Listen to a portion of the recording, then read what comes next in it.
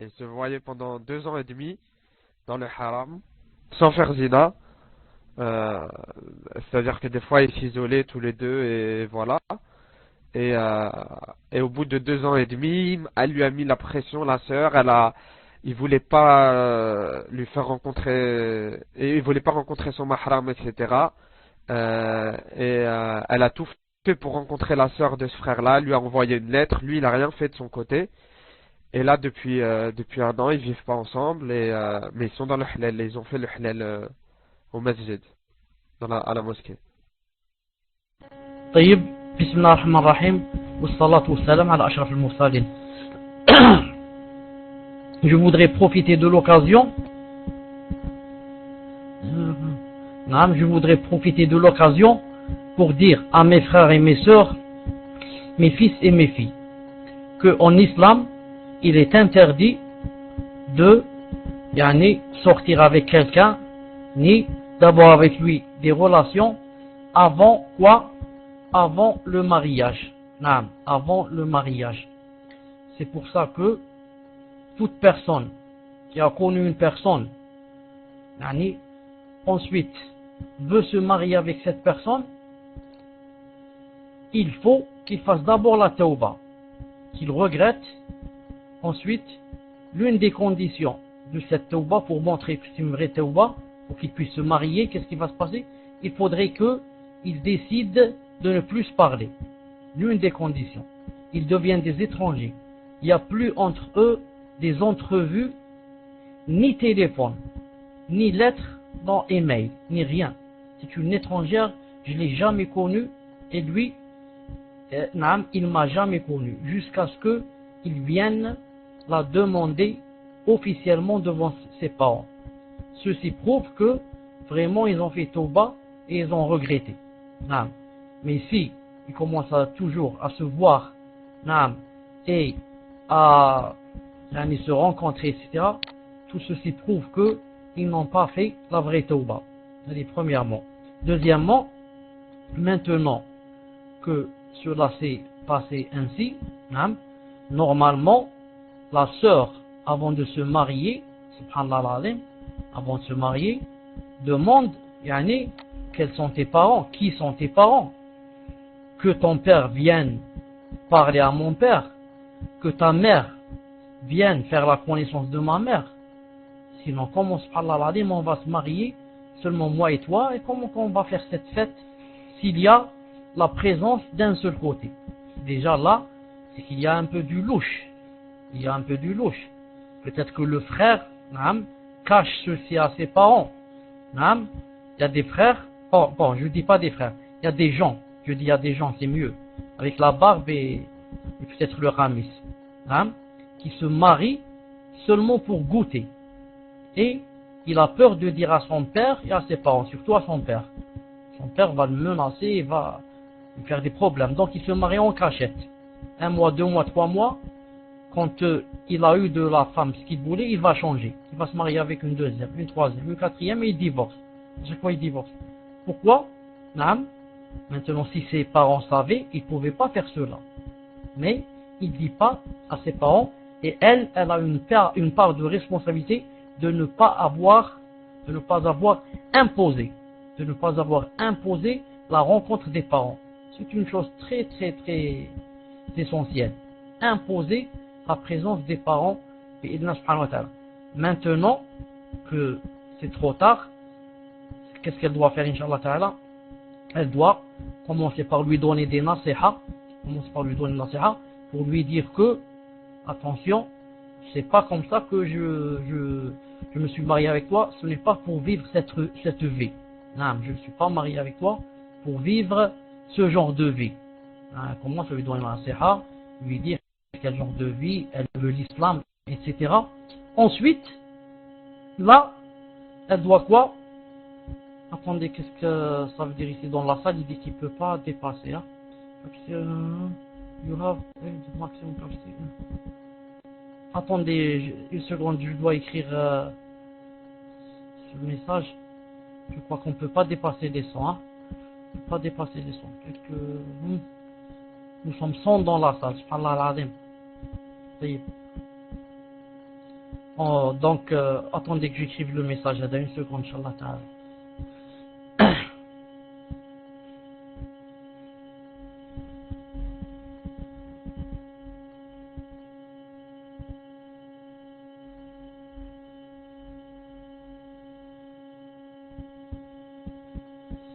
Taïb, je disais que, attendez, je dois réécrire le message. 99, quand c'est 100, ça donne le message. Attendez, quand c'est 100. Attendez, j'attends que ça soit 100. On est 99. Attendez, Inch'Allah ta'ala. Taïb, j'attends le centième pour que ça écrive ici un message. Je dois l'écrire. C'est très important ce message.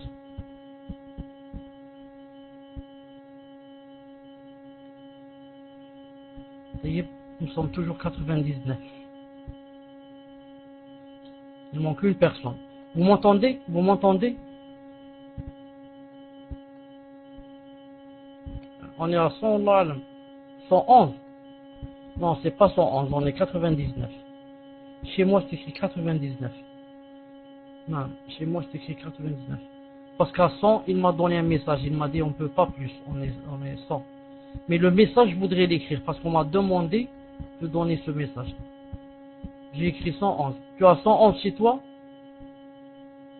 Ah, pour le 100, Allah yahdik. Non. Taïb. Une seconde, Inch'Allah ta'ala. Il manque la centième personne. Juste pour écrire un message qu'il doit donner ici. Moi j'ai 100, moi j'ai 99. Subhanallah al-Azim. Taïb. On va, bi'idna subhanahu wa ta'ala, 100, classe. Taïb, je vous donne rendez-vous, Inch'Allah ta'ala, dans ma salle principale qui s'appelle Apprendre l'Islam. Je vous donne rendez-vous, Inch'Allah ta'ala, dans Apprendre l'Islam. Dans, Inch'Allah ta'ala, 2 minutes. Subhanakallahumma bihamdik, ashhadu an la ilaha illa anta, astaghfiruka wa atubu ilayk.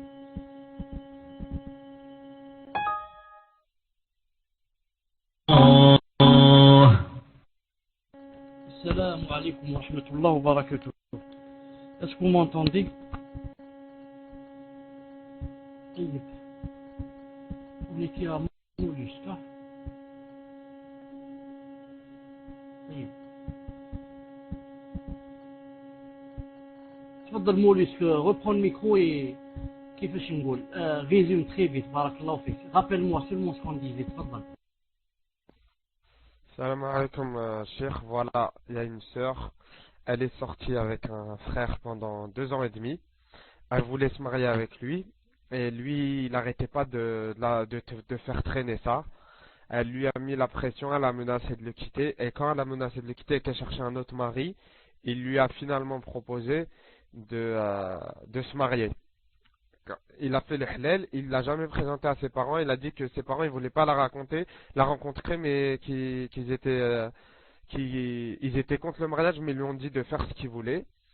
Il a fait le halal avec elle, il n'a pas fait le mariage civil. Et là, ça fait 1 an, ils vivent pas ensemble, malgré que son mari il travaille, ils ne vivent toujours pas ensemble. Il fait rien pour trouver d'appartement. Il vient la voir que 2, 3 fois par semaine. Il ne l'appelle pas souvent. Il fait passer ses amis avant cette sœur-là. Et là, elle menace de le divorcer et il monte sa belle famille, c'est-à-dire la famille de cette sœur-là, son mahram, il le montre contre cette sœur-là. Et cette sœur mettait le gilbab et pendant un moment le sitar et il lui a dit d'enlever les deux car il assumait pas que les gens ils le regardaient bizarrement dans la rue. C'est en France. Donc cette sœur elle veut savoir si c'est halal pour elle de le divorcer, sachant que elle a essayé de lui faire rencontrer des frères pour lui faire entendre raison, mais il veut pas d'arbitre, il veut entendre personne.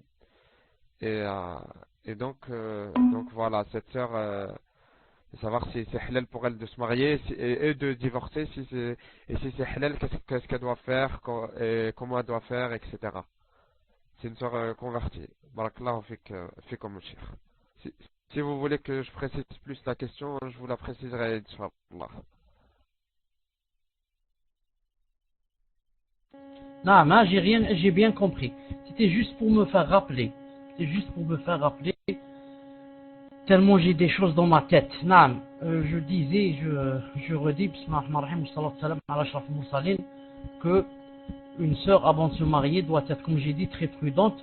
Comment cela, yani, subhanallah al-azim, rester, je ne sais pas combien, 2 années ou là avec une personne, sans que je connaisse ses parents, c'est que vraiment il y a du louche ici. La sœur commence par lui donner des nasiha, ensuite elle fait ce qu'elle a fait la première fois, et elle l'oblige à faire, c'est-à-dire quoi?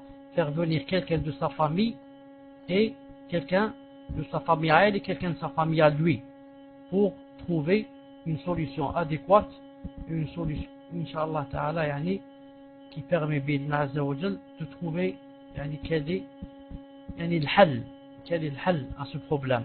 Non, maintenant si lui n'accepte pas,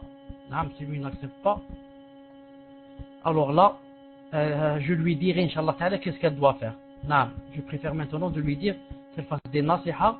Si ça marche pas les nasiha, elle lui demande d'aller à l'autre étape, la prochaine étape après la nasiha, c'est-à-dire de faire venir des gens de sa famille à lui et de sa famille à elle. Maintenant, si ça ne marche pas, elle me recontacte Inch'Allah Ta'ala pour que je lui dise ce qu'elle doit faire. Naam. Ibn Muhammad, hayakallah, tafaddal. Ibn Muhammad, si tu as envie du micro, tu écris M. Si tu as envie du micro, tu écris M. Sinon, j'attends ta question, Inch'Allah.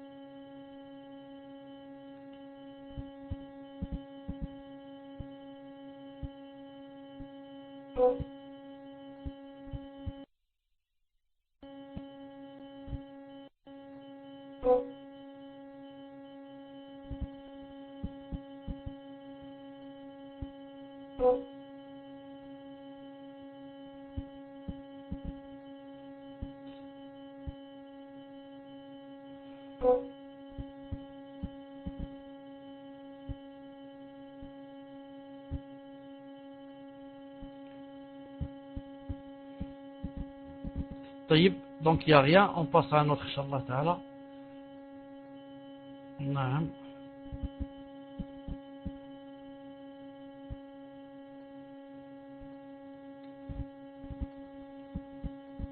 Peut-être que le frère n'est pas là, Ibn Muhammad là.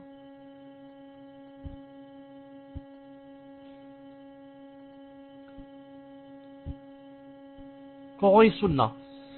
Inch'Allah Ta'ala ne prend pas de wasmou, ne prend pas d'anonyme parce que, naam, parce que si c'est comme ça, chacun va envoyer sa question et les autres vont lever la main yani, pour rien. Fhamti, Coran et Sunna.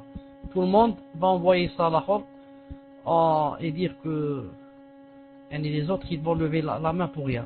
طيب. Ibn al-Qayyim, تفضل pour lire la question ou la Muslim alhamdulillah. تفضل. Je ne vois pas la question. Assalamu alaikum wa rahmatullahi wa barakatuh. Cheikh, c'est écrit en arabe, donc Inch'Allah, lisez directement, barakallahu fikum. Je fais copier la question.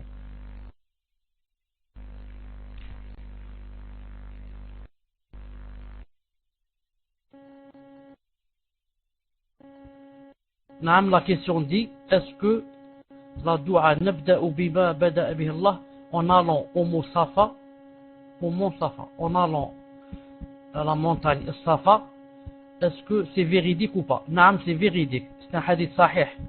Naam, quand on termine, on va aller vers Safa. Qu'est-ce qu'on dit? Nabda'u bima bada'a bihi Allah. Ou abda'u bima bada'a bihi Allah. Ta'ala, naam. Ça c'est sahih, incha'Allah ta'ala. Naam. تفضل أبو آدم تفضل.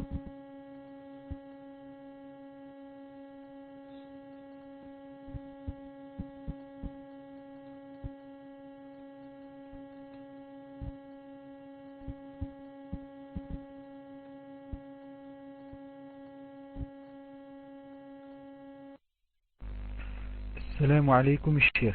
J'ai une question concernant la zakat. J'ai vendu un bien à une personne, mais cette personne n'avait pas l'argent. Il ne m'a donné cet argent que 14 mois plus tard. Dois-je sortir la zakat sur cet argent ou dois-je attendre un an? Barakallahu fik. Bismillah ar-Rahman ar-Rahim. Wassalatu wassalam ala ashraf al-mursalin. On dit, la règle, je vous donne la règle, c'est que quand on prête de l'argent à quelqu'un, on regarde, est-ce qu'il a de l'argent pour nous les rendre ou là il n'a pas. S'il n'a pas d'argent pour les rendre, après 10 ans, 14 ans, quand il nous les rend, on fait la zakat de la dernière année seulement lorsqu'il nous a donné l'argent. Mais s'il avait de l'argent pour les rendre, et nous, on n'a pas demandé notre argent, la faute vient de nous, alors chaque année, on va les prendre et faire la zakat de chaque année. C'est comme ça la règle, elle est très simple, il faut la prendre, c'est tout. Je prête de l'argent à quelqu'un. Ensuite, il n'a pas pour me les rendre. J'attends. Lorsqu'il me les rend, je fais la zakat de seulement la dernière année. Maintenant, j'ai donné de l'argent à quelqu'un, il a pour me les rendre. Mais moi, je n'ai pas demandé mon argent. Donc, c'est de la faute de qui? C'est la faute à moi. Quand il me les rend, je dois faire la zakat de toutes les années passées. Naam. Inch'Allah ta'ala. Madina, tafaddali.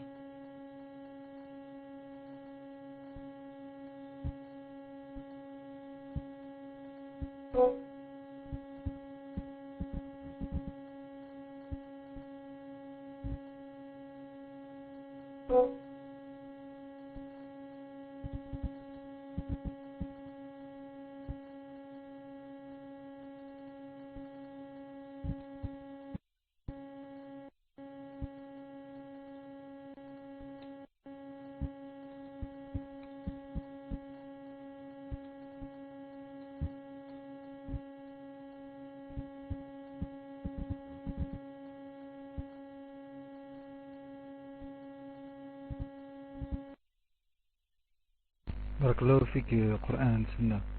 Assalamu alaikum Cheikh. Une sœur demande, est-il autorisé à un homme de se marier avec une deuxième femme sans en informer la première, sachant qu'il cache à sa première femme son second mariage et enfant avec cette dernière par des mensonges?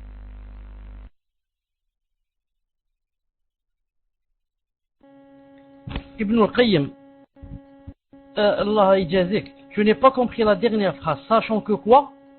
Sachant que j'ai pas compris. Termine. Barakallahu fik. Tafaddal. Hayakallah. Tafaddal. Naam, sachant qu'il cache à sa première femme son second mariage et enfant avec cette dernière par des mensonges.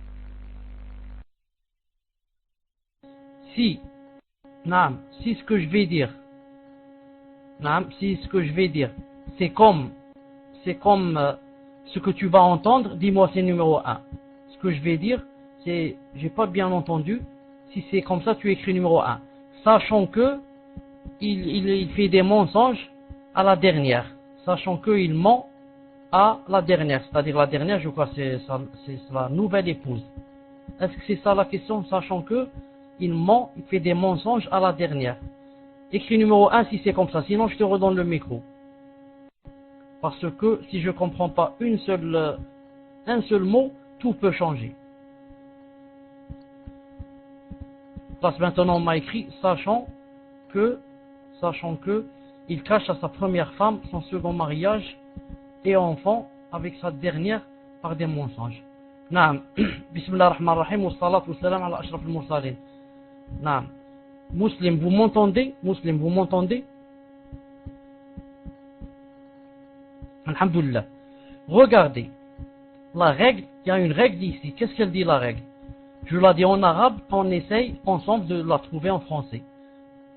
La règle dit من لا يشترط إذنه لا يشترط علمه. نعم. من لا, je l'écris d'abord, من لا يشترط إذنه. نعم. من لا يشترط إذنه لا يشترط علمه لا يشترط علمه من لا يشترط إذنه لا يشترط علمه. C'est quoi cette règle? Apprenez-la, jazakumullah khairan. Ceux qui veulent qu'ils l'écrivent aussi, qu'ils l'écrivent, vous en aurez beaucoup besoin. من لا يشترط إذنه لا يشترط علمه. Ça veut dire que toute personne dont on n'a pas besoin de son consentement, alors on n'a pas besoin de sa connaissance. Disons, on n'a pas besoin qu'elle sache. Toute personne dont on n'a pas besoin de son consentement, on n'a pas besoin qu'elle sache. Je donne un exemple. J'ai un domestique, un esclave. J'ai un esclave. L'esclave, je vous l'ai dit une fois, il devient comme un frigo ou là une armoire ou là un portable. C'est quelque chose qui s'achète et qui se vend. Tu l'as à la maison, demain tu dis je le vends. Est-ce que tu vas lui demander son avis? Tu ne lui demandes pas son avis. Est-ce que moi, avant de vendre ma voiture, je demande à la voiture son avis? Je ne lui demande pas. Je demande à l'armoire son avis? Je ne lui demande pas. C'est une chose que je possède. L'esclave, c'est la même chose. Donc, puisque je ne lui demande pas son avis, donc c'est pas la peine que je lui dise.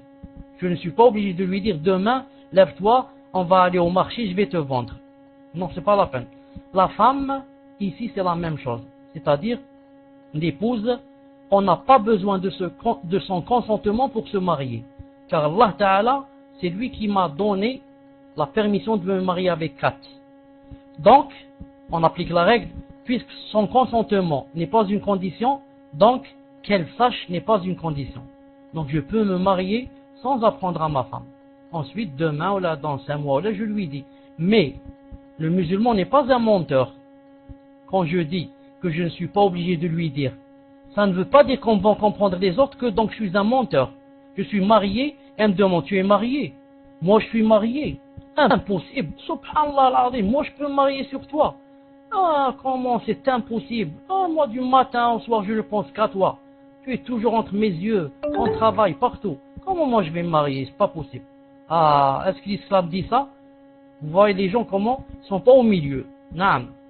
Donc, l'islam te dit tu peux te marier sans dire à ta femme, mais ne te dis pas il faut mentir. Comment tu vas faire pour cacher ou là? Ah, ça revient à toi. Mais les menteurs font des grands péchés. Car mentir est un grand péché en islam. Naam. Innama yaftari al-kadhib alladhina la yu'minuna bi ayati Allah wa ulaykum al-kadhibun. Font des mensonges ou la mentent ceux qui ne croient pas au verset d'Allah. Et ceux-là sont les menteurs. Mentir, c'est un grand péché. Donc, il te permet, l'islam, de te marier avec une deuxième, sans demander l'avis de la première, mais comment tu vas faire, ça, après, tu es libre. Comment tu vas y aller, ce qui va se dégénérer. Ce qui va se dégénérer ou se générer, ça, c'est entre toi et les parents et sa famille. Mais en principe, quelqu'un qui vraiment aime sa femme ne se marie pas une deuxième sans lui apprendre cette chose. Car, comme je dis, ça risque d'engendrer de vrais problèmes, de grands problèmes. Ça risque d'engendrer de vrais problèmes et de grands problèmes. Naam, donc je vous ai répondu, Inch'Allah Ta'ala. On passe à la prochaine question. Bi'idnillahi subhanahu wa ta'ala. Salafiyya du 54. Hayyakillah et tafadlali, Inch'Allah Ta'ala.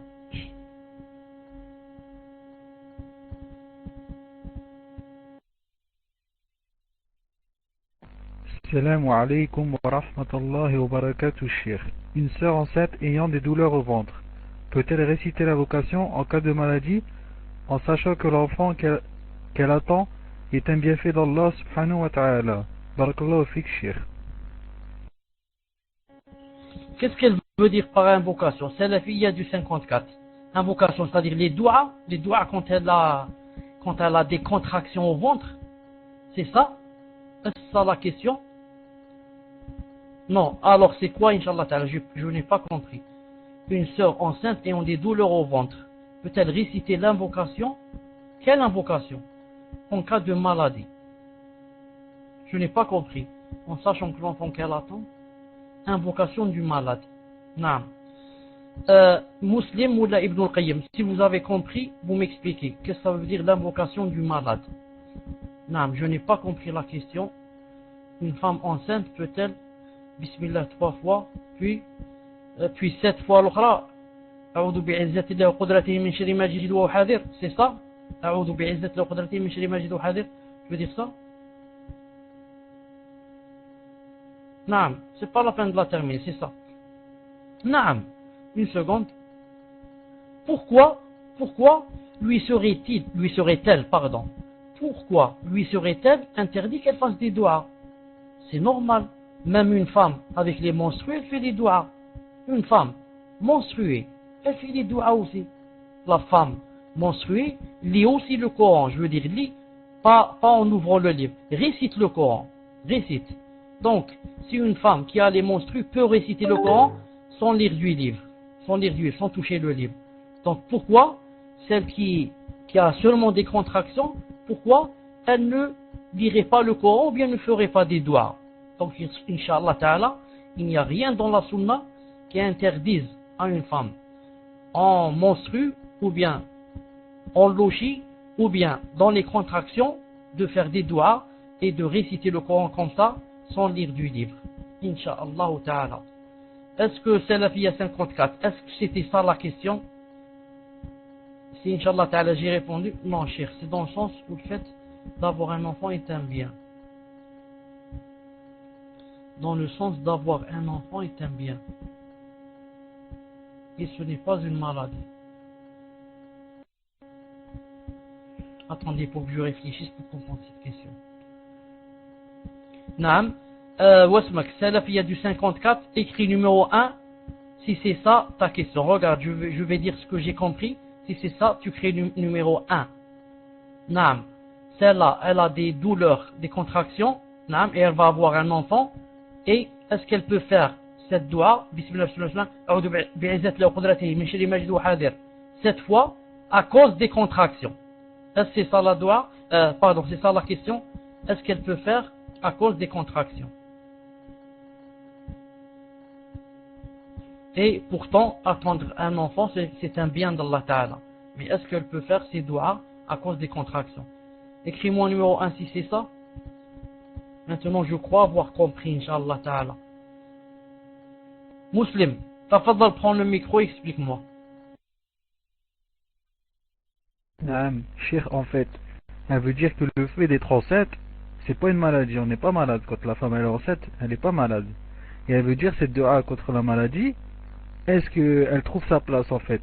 Quand la femme elle est enceinte, est-ce que cette personne elle peut faire cette dua pour ses douleurs en fait?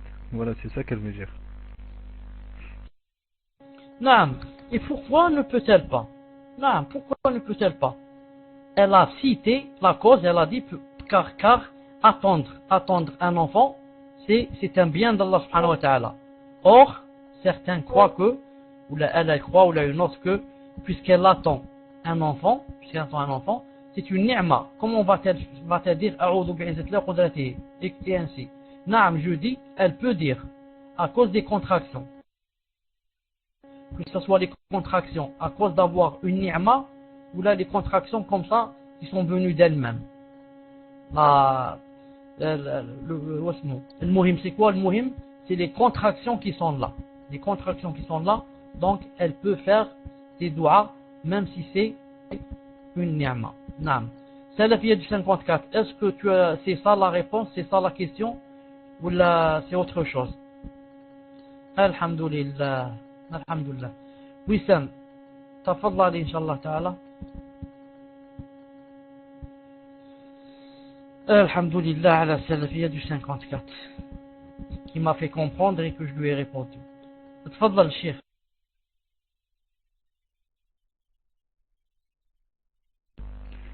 Salam alaykoum Cheikh. Le muhaddis comme Shuba ibn Hajjaj ou Yahya ibn Mu'im sont connus pour être durs pour accepter le rapport d'un rapporteur d'un hadith. L'imam Ahmed ou Bukhari sont connus pour être ni trop durs ni trop laxistes dans leur jugement. Et At-Tirmidhi est connu pour être trop laxiste dans son jugement. Il acceptait un peu trop facilement. Je voulais savoir dans quelle catégorie se pose Cheikh Al-Albani et pourquoi lorsqu'il dit que ce hadith est authentique ou faible, alors que d'autres muhaddis ne nous l'a pas affirmé authentique ou faible, doit-on le croire? Est-il meilleur que les autres muhaddis? Barakallahu fikum.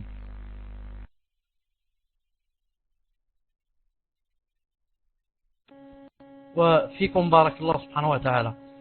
الشيخ الألباني رحمه الله عفوا n'était ni trop dur ni trop laxiste. Voilà où est-ce qu'on le met, au milieu.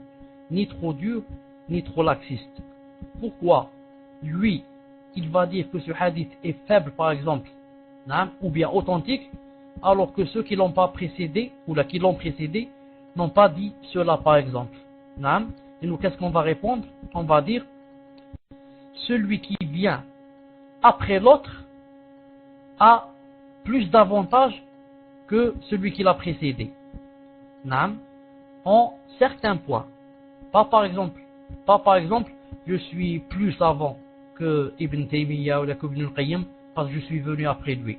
Non. Mais Ibn Taymiyyah par exemple, Ibn al-Qayyim, moi maintenant, je peux, moi qui suis rien, et toi qui n'es rien, on peut, bi'idhn azza wa jal, vite, ou là, arriver à connaître des hadiths que eux ils n'ont pas connus. Moi, j'ai le computer, je suis venu après eux, j'ai vu des choses qu'ils n'ont pas vues, j'ai entendu des hadiths qui ne leur sont pas arrivés. La même chose, ça ne veut pas dire que je suis plus savant, bien sûr. Ça, la même chose pour Cheikh Al-Albani Rahmou. Ceux qui l'ont précédé et ont parlé sur telle ou telle personne, ils ont dit elle est faible, elle est ceci, elle est cela. Ensuite, d'autres sont venus après eux et ils ont corrigé par exemple les fautes de ceux qui l'ont précédé. Ensuite, d'autres sont venus après eux et ont ajouté des choses à ce hadith, ou bien au narrateur. Ensuite, d'autres sont venus après et ils ont dit des choses. Ensuite, vient Cheikh Al-Albani le dernier, il va avoir tout ce qu'on dit cela. Qu'a dit Dhahabi, qu'a dit Razi, qu'a dit ceci, qu'a dit cela. Et ensuite, qu'est-ce qu'ils font? Qu'est-ce qu'il fait? Et il va sortir avec le résultat, le grand résultat, et dire que cette personne est fiable ou cette personne est comme ça, et ainsi. C'est en ce sens que il a plus de, je ne dis pas plus de science, plus d'informations. Il a plus d'informations que ceux qui l'ont précédé, pardon. C'est en ce sens que il les dépasse. Wallahu subhanahu wa ta'ala a'lam. Et Al-Albani aussi est connu que il a passé 70 ans ou 80 ans seulement dans cette matière, ilm al-hadith, et dans chercher les narrateurs, qu'est-ce qu'ils ont dit sur eux, etc., etc. Wallahu subhanahu wa ta'ala a'lam. Naam. Atiyya, حياك الله, تفضلي.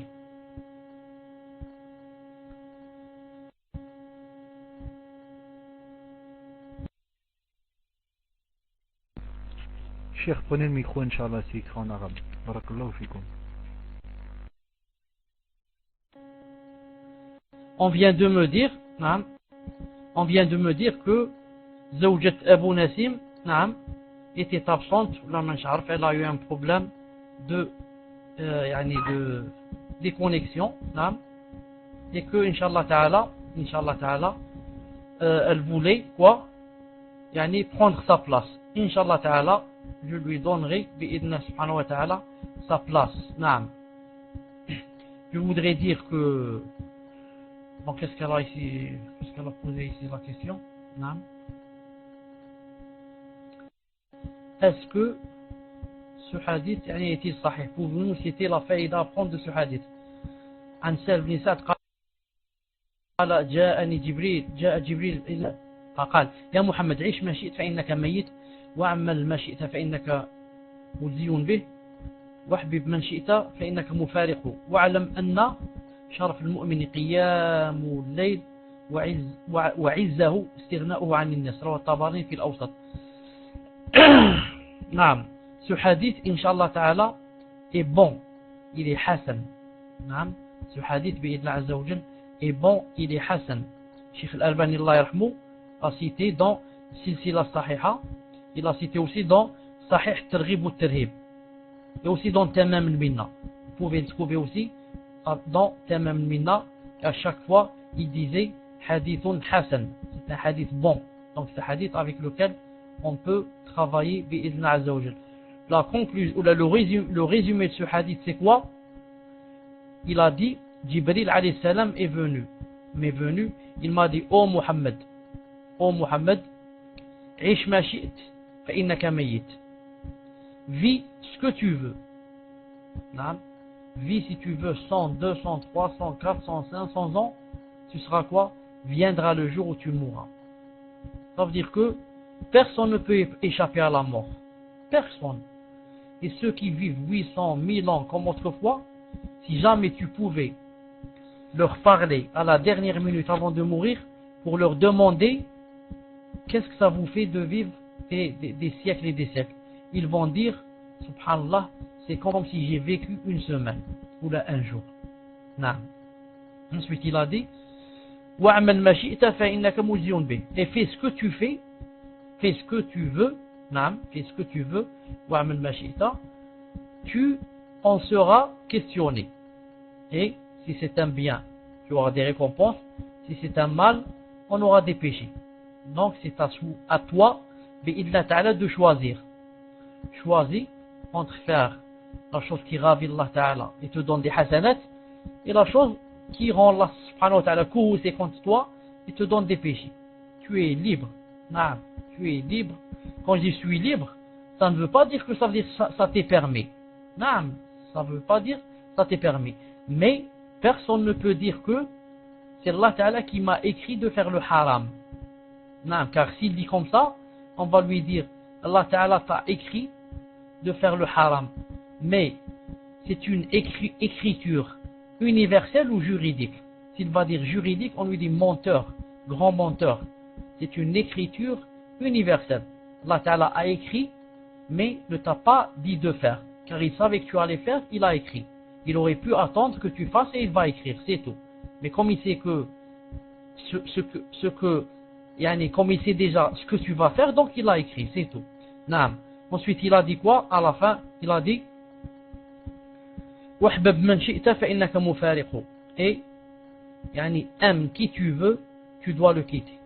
Attache-toi à qui tu veux.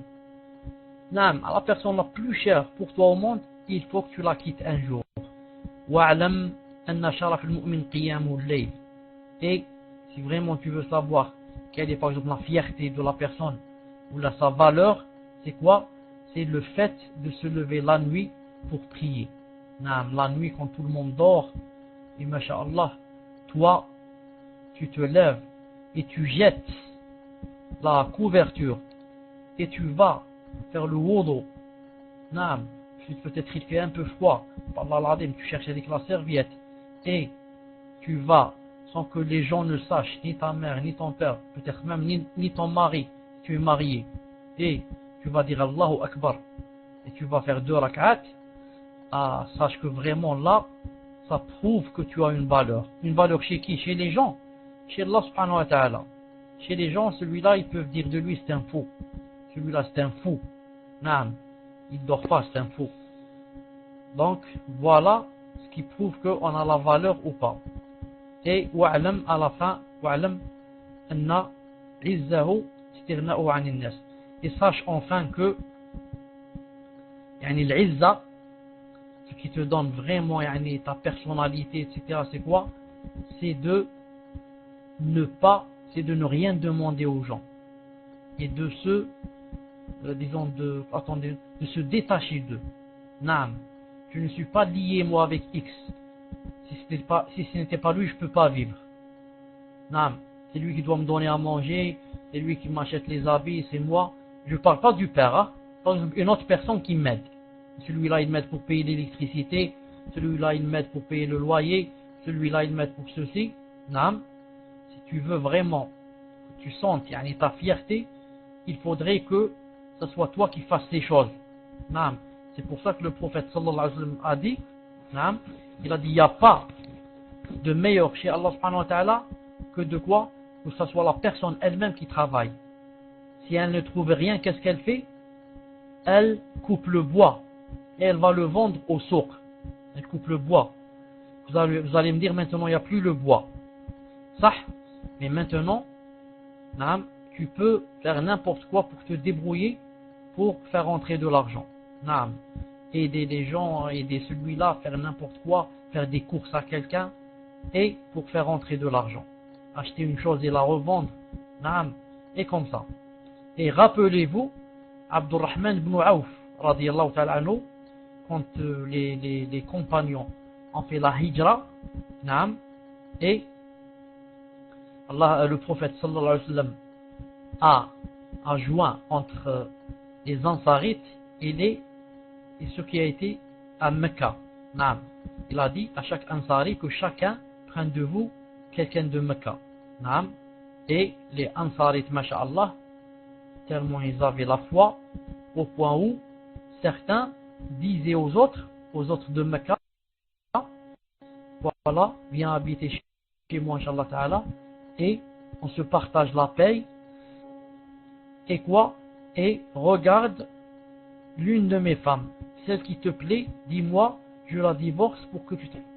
Regardez, subhanallah al-azim, Allah Ta'ala alors a fait descendre le Coran, subhanallah al-azim, yu'thiruna ala anfusihim.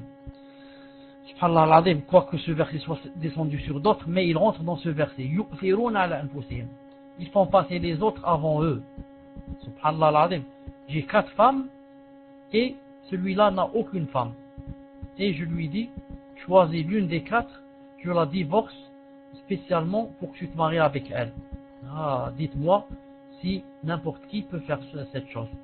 Et, Inch'Allah Ta'ala, ma paye, je la partage avec toi jusqu'à ce qu'Allah Ta'ala t'ouvre la porte.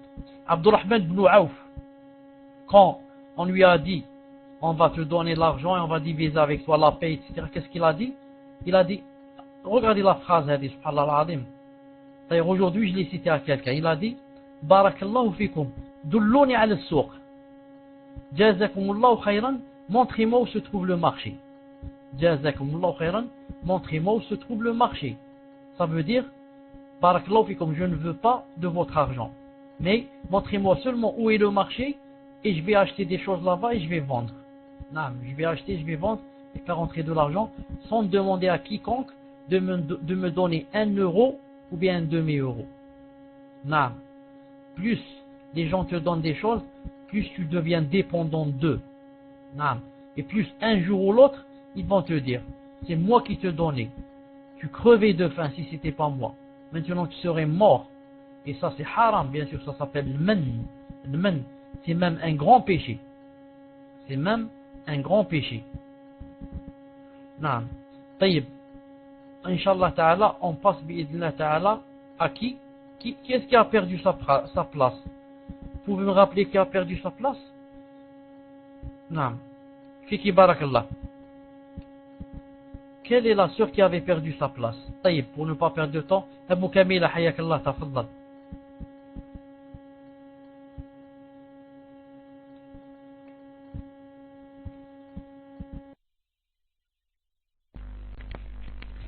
Salam alaykoum.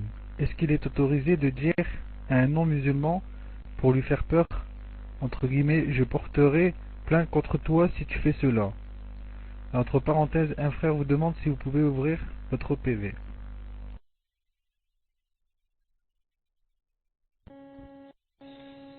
Est-ce qu'on peut dire à un musulman, on lui dit quoi? Pour lui faire peur, je porterai plainte contre toi si tu fais cela. Naam, celui qui n'est pas croyant, naam, on lui fait peur avec les choses dont lui il a peur. On lui fait peur avec des choses dont lui il a peur. Tu vas pas lui dire, je vais faire des doigts contre toi. Car lui, ça ne lui dit rien. Et ça ne lui fait pas peur. Mais tu lui fais peur en disant, je vais déposer une plainte contre toi. Ou là, je vais faire cette chose, qui tu sais que à lui ça lui fait peur. À lui ça lui fait peur. Naam, Inch'Allah Ta'ala, il n'y a aucune chose qui interdise cela bi'idnillahi subhanahu wa ta'ala. Taïb, on passe à Zawjatu Abu Nasr. Donc Ahmed, Inch'Allah, tafaddal.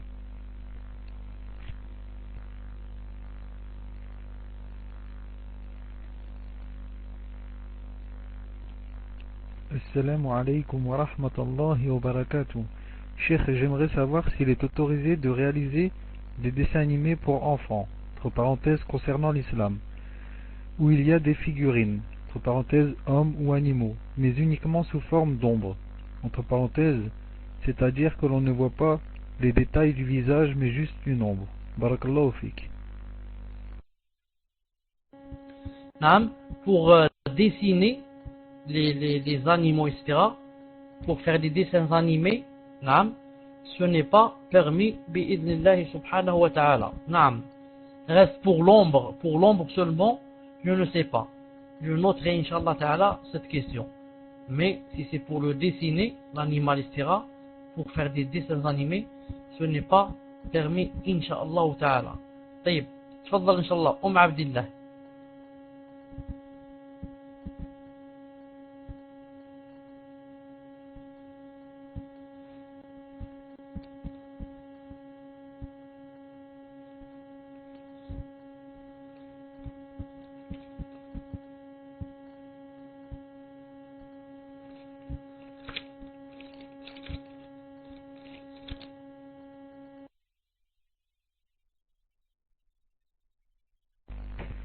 Assalamu alaikum wa rahmatullahi wa barakatuh. J'aimerais savoir en quoi consiste la khitba, à quelle étape appartient-elle, si elle fait partie de la sunna, a-t-elle lieu avant le aqd, al-zawaj, ou bien le même jour. Et lors de cette khitba, le prétendant peut-il apporter quelques cadeaux à sa future épouse, accompagné de ses parents, ou peut-il apporter des cadeaux le jour du aqd, sachant que seule la dot doit être donnée ce jour pour éviter d'avoir à faire plusieurs rencontres. Hafizakumullah wa jazakumullahu khayran. Wa alaykum salam wa rahmatullahi wa barakatuh. Puisque cette question contient beaucoup de petites questions, je vais aller inshallah ta'ala vite, naam, et dire que bi'idna azza wa jal, naam, en quoi consiste la khitba, à quelle étape appartient-elle, si elle fait partie de la sunna. La khitba, naam, non seulement fait partie de la sunna, mais elle est citée dans le Coran aussi. Naam, elle est citée aussi dans le Coran. Et le prophète sallallahu alayhi wa sallam a dit que le croyant ne pouvait pas faire une khitba sur la khitba de son frère. Sur la khitba de son frère. Taïb. Donc la khitba c'est quoi? C'est annoncer aux parents de la fille que je voudrais me marier avec votre fille. Quand il leur annonce cela, il envoie quelqu'un, ou là il parle à son père, ou là, son père va lui donner un rendez-vous pour venir voir la fille. Pour venir voir la fille. Si il veut, maintenant on pose ici la question de cadeau et pas cadeau. Maintenant, si en allant la voir, il veut emmener avec lui des cadeaux, il est libre. Mais rien ne dit que on va l'accepter. Ça veut dire que si après la khitba, si après avoir vu la sœur et lui avoir donné des cadeaux, elle ne t'accepte pas, elle trouve qu'il n'y a pas d'affinité, que tu ne remplis pas les conditions dans le deal. Et les cadeaux sont partis. Les cadeaux, tu leur dis quoi? Tu leur dis salam alaikum. Pourquoi? Les cadeaux sont partis chez la sœur. Quand quelqu'un fait un cadeau, en islam, il est interdit qu'il le redemande, qu'ils disent rendez-moi mon cadeau. Car eux ne sont pas obligés à donner le cadeau. Et dans la khitba, il n'y a pas de cadeau. Mais tu veux donner des cadeaux, tu es libre. Taïb. Quand est-ce qu'elle se fait? Elle se fait, j'ai dit, avant l'aqd. Avant l'aqd. Le prophète sallallahu alayhi wa sallam, vous savez combien, vous savez que, bon, ça c'est après l'aqd. La khitba se fait avant pour permettre au couple de se voir. Et ensuite, si ça marche, inshallah ta'ala, ils vont faire quoi? Ils vont faire ce qu'on appelle le aqd. Et le aqd, de préférence, on le laisse pour, par exemple, la dernière semaine. Car, ceux qui font le aqd avant, qu'est-ce qui va se passer? Ils vont faire le aqd shara'i, par exemple, une année avant. Et qu'est-ce qui va se passer? Alors, pendant toute l'année, ils vont se voir le couple, se parler, se rencontrer et même faire des bêtises. Et beaucoup vont s'arrêter. Ils vont s'arrêter à moitié du chemin. Il aura eu d'elle ce qu'il voulait. Maintenant, il n'est plus curieux de la connaître, ni avide à l'embrasser, etc. Maintenant, là, s'il a tout fait avec elle, ça ne lui dit rien. Il voudrait même changer, aller vers une autre. Pourquoi? Parce que ils ont fait l'acte bien avant et se sont beaucoup rencontrés, etc., etc. Et moi, j'ai un livre ici avec moi qui dit que après la muqabala, il dit la femme n'est pas, attention, après la muqabala, si elle accepte le frère et lui elle accepte, elle n'est pas sa femme. C'est seulement une promesse que j'ai accepté de me marier avec toi. Comme lui, il a donné son avis, il a donné son consentement. Mais à tout moment, il peut changer d'avis. Et elle, à tout moment. Pourquoi? Parce qu'ils n'ont pas fait l'aqd. Naam. Ils n'ont pas fait l'aqd. C'est quand ils font l'aqd que quoi? Que c'est sa femme, que c'est son mari. C'est pour ça que j'ai un livre ici, écrit par un talib al-ilm, masha'Allah, qui prouve avec les dalils que les salafs n'ont jamais fait ce que font les gens maintenant, c'est-à-dire se rencontrer après la muqabala. Après la muqabala, khlas. Les téléphones et les mails et les rencontres et les jardins et les cinémas. Non, tout ça, ne l'ont pas fait les salafs. Le prophète sallallahu alayhi wa sallam, quand il a fait la khitba à Aïcha, combien qu'il est resté pour se marier? De 6 ans jusqu'à ce qu'elle ait 9 ans ou 10 ans, 4 ans. Il n'a jamais rencontré dans sa vie, ni lui a parlé. 4 ans. Il n'a jamais rencontré, ni lui a parlé. C'est pour ça que la plupart des mariages, des frères et des sœurs, vont à l'échec. Pourquoi? Parce qu'il n'y a pas la taqwa, il n'y a pas la piété. Dès que Allah Ta'ala leur ouvre une petite porte, ils veulent l'ouvrir au maximum pour que ça soit un garage. C'est une petite porte. Maintenant c'est un garage. Là c'est un grand garage. Et vers la fin, la plupart du temps, ça ne marche pas. Wallahu subhanahu wa ta'ala a'lam. Naam. Tayyib, Abdel Haq.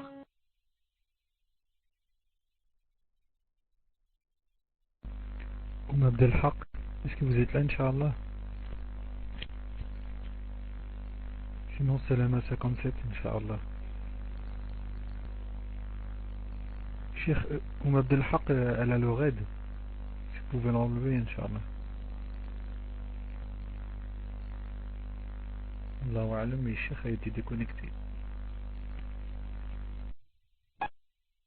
الله الرحمن الرحيم والعاديات ضبحا فالموريات قدحا فالمغيرات صبحا فأثرن به نقعا فوسطن به جمعا إن الإنسان لربه لكنود وإنه على ذلك لشهيد وإنه لحب الخير لشديد أفلا يعلم إذا بعثر ما في القبور وحصل ما في الصدور إن ربهم بهم يومئذ لخبير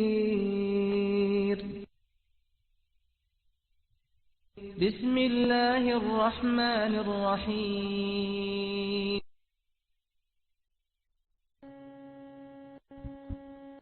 Salam alaikum wa rahmatullahi wa barakatuh. Est-ce que j'ai terminé de parler? Vous m'avez entendu parler de la fin que le prophète sallallahu alayhi wa sallam, alhamdulillah, naam. Vous avez entendu le mot garage? J'avais dit le mot garage, vous l'avez entendu?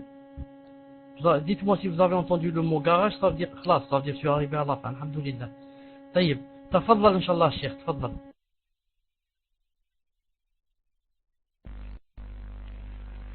Assalamu alaikum wa rahmatullah, hayakallah. J'aimerais avoir un conseil, Inch'Allah. Peut-on mentir à ses parents pour apprendre le ilm?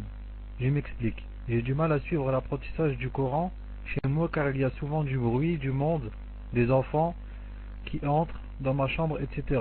En plus, c'est difficile d'être régulière quand on est seul, et je sais que ma mère ne me laissera pas aller à un cours de Coran qui en plus est à 1 heure de chez moi en bus.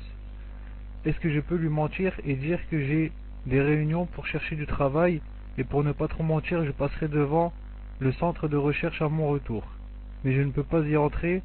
Est-ce que c'est bon? Barakallahu fik.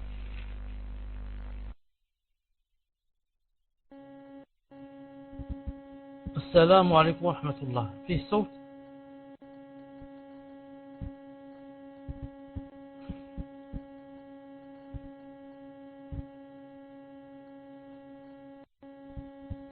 Est-ce que vous m'entendez?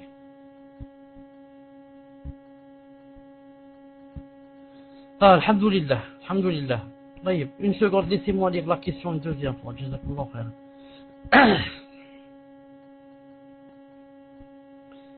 En général,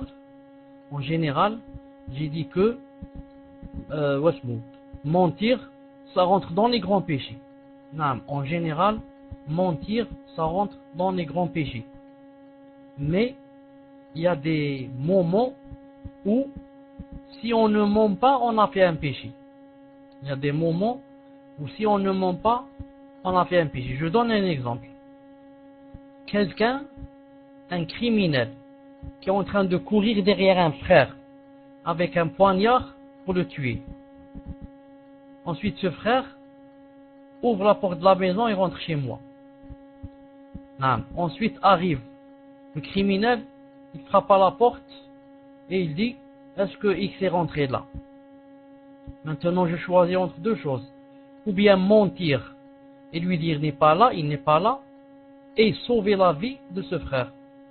Ou bien dire mentir c'est interdit. Alors je lui dis il est là. Et il rentre, il le tue, et j'ai été la cause. Certains ulama ont dit dans cette situation que je viens de citer, s'il ne ment pas, il est pervers. S'il ne ment pas. Ça, qui a dit ça? Imam Ibn Hazm rahimahullah. Il a dit dans ce cas ici, s'il ne ment pas, et il laisse la personne tuer l'autre, et c'est lui, à cause de lui, son sabab, il a dit il est devenu pervers. Naam. Parce que, subhanallah al-azim, à cause de toi, qu'est-ce qui s'est passé? Une personne est morte. Naam.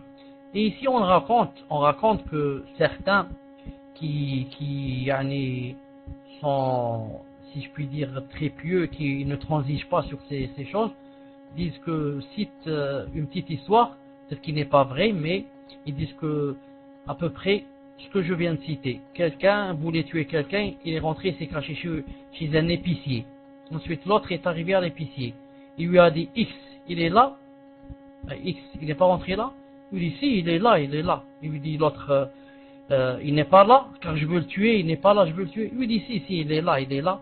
Ensuite, l'autre lui a dit, il y a un menteur, ou là, je sais pas quoi. Moi, je te parle sérieusement, toi, tu me dis, il est là. Il ne l'a pas cru. Et il est parti, il a laissé.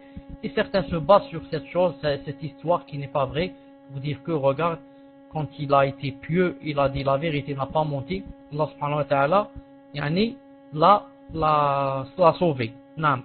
Mais le vrai ici, c'est que quoi? C'est que si je suis sûr, s'il va le tuer, que je n'ai pas le droit de dire la vérité. Mais si je peux, je parle avec des mots.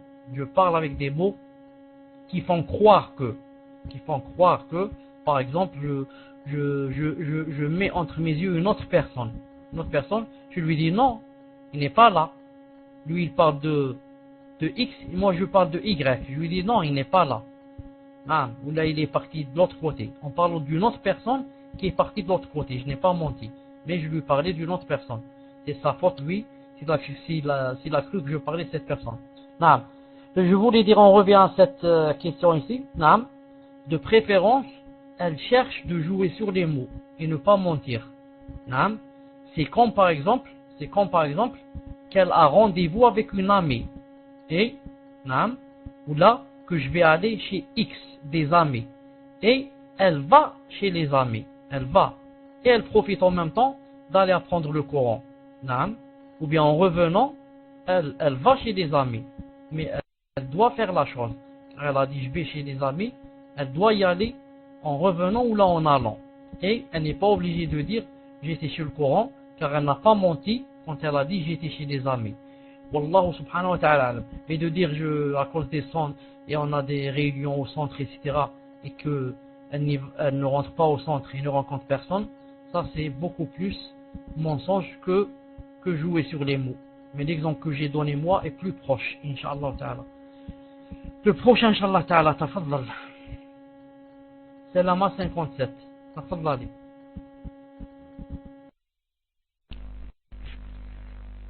Tapez 1 lorsque la question est terminée, Inch'Allah.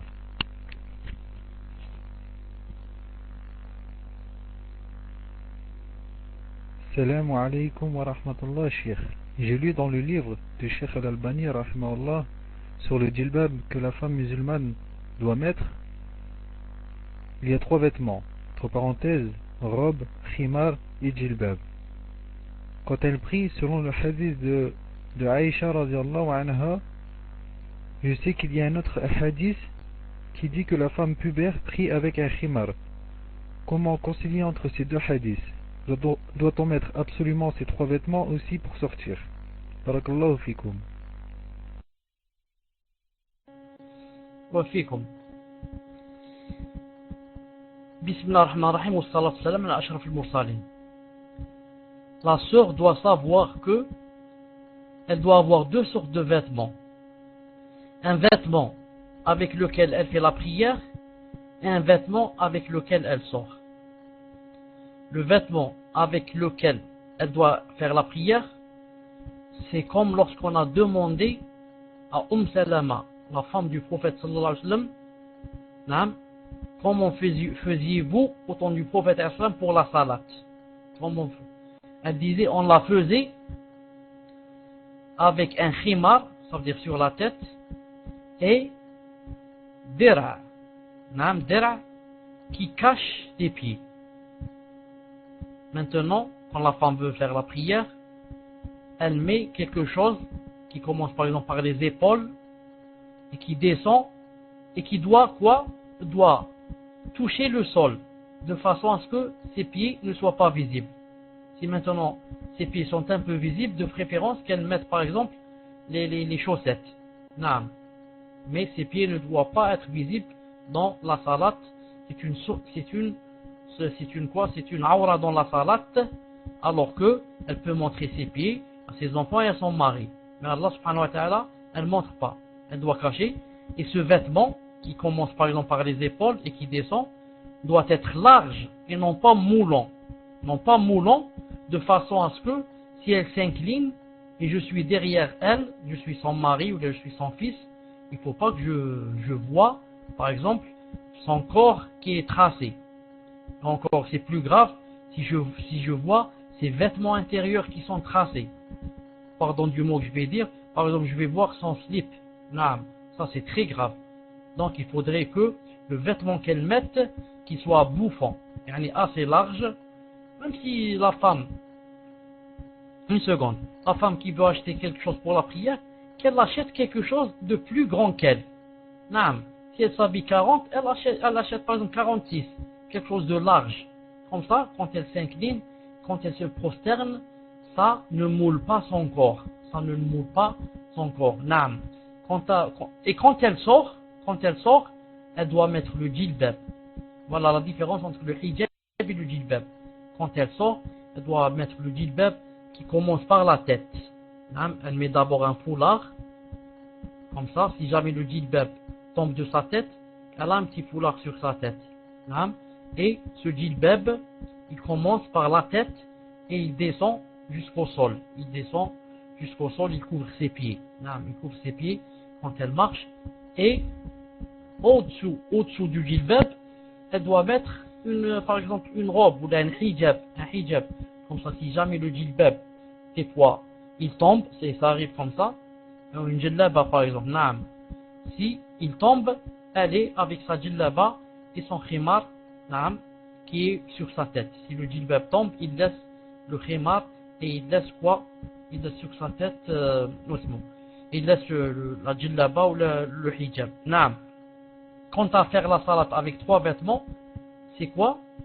C'est, par exemple, quand on met la chose qui commence sur les épaules et le khimar, on ne met pas la djellaba par exemple, on la met pas sans rien en dessous.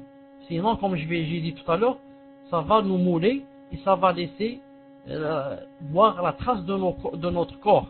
Mais elle met par exemple quelque chose en dessous. On met quelque chose en dessous et dessus elle met par exemple la djellaba. Sauf si elle est vraiment large, c'est pas la peine qu'elle mette des choses en dessus, car le hadith de Aïcha parle de quoi? De la perfection. Quand on veut s'habiller vraiment d'une façon parfaite. Car il y a s'habiller d'une façon permise et il y a s'habiller d'une façon parfaite. La perfection, c'est de mettre 3 habits. Et le permis, c'est de mettre 2 pour la salat. Wallahu ta'ala a'lam. Wallahu subhanahu wa ta'ala a'lam. Badruddin, tafaddal.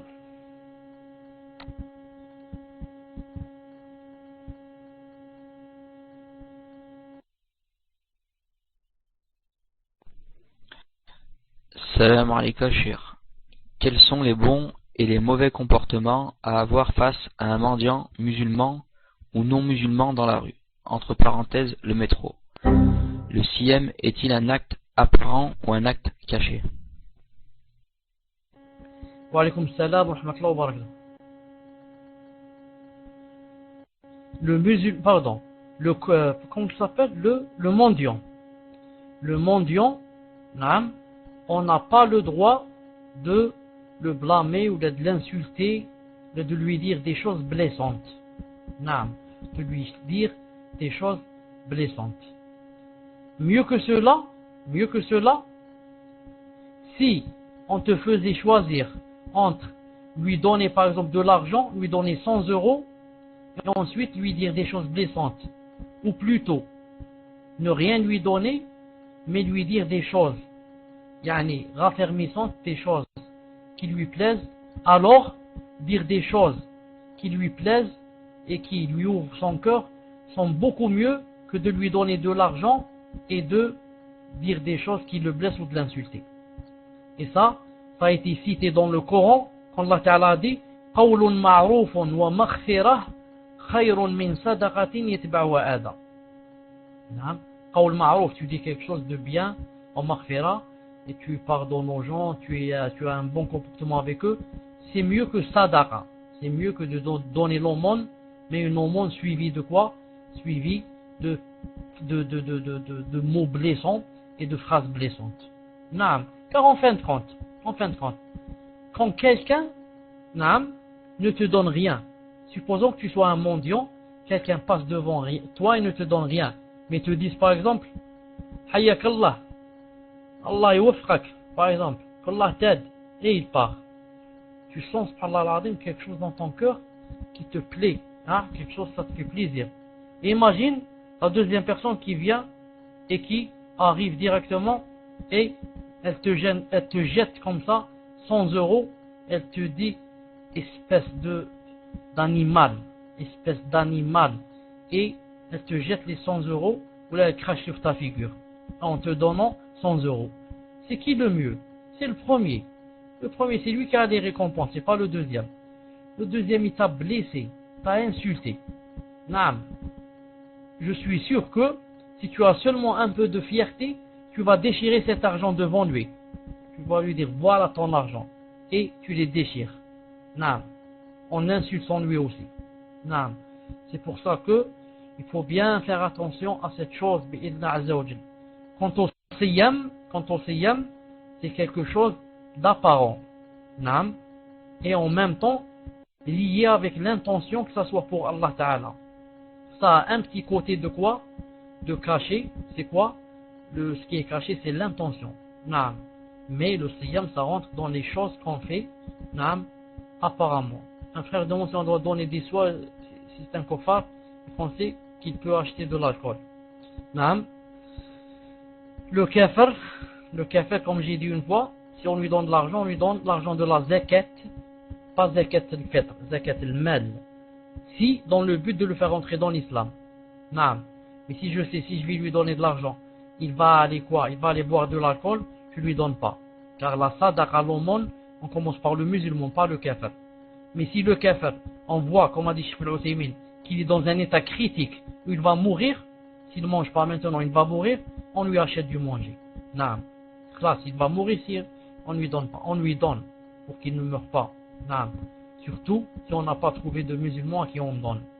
Wallahu Azza wa Jal a'lam. Naam. Wallahu Azza wa Jal a'lam. Abdullah, tafaddali.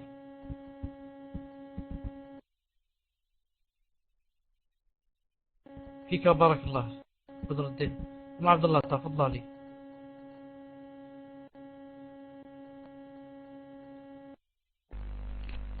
Salam alaykoum. Lors du Ghusl, j'ai entendu dire qu'on pouvait passer l'équivalent de 3 poignées d'eau sur la tête si on a fait une tresse, entre parenthèses sans la défaire. Est-ce valable également si on a les cheveux attachés autrement, entre parenthèses chignon ou autre? Aussi la femme peut-elle se couper les cheveux courts? Est-ce que la question est terminée? Tapez 1 Inch'Allah. Tafadol Cheikh.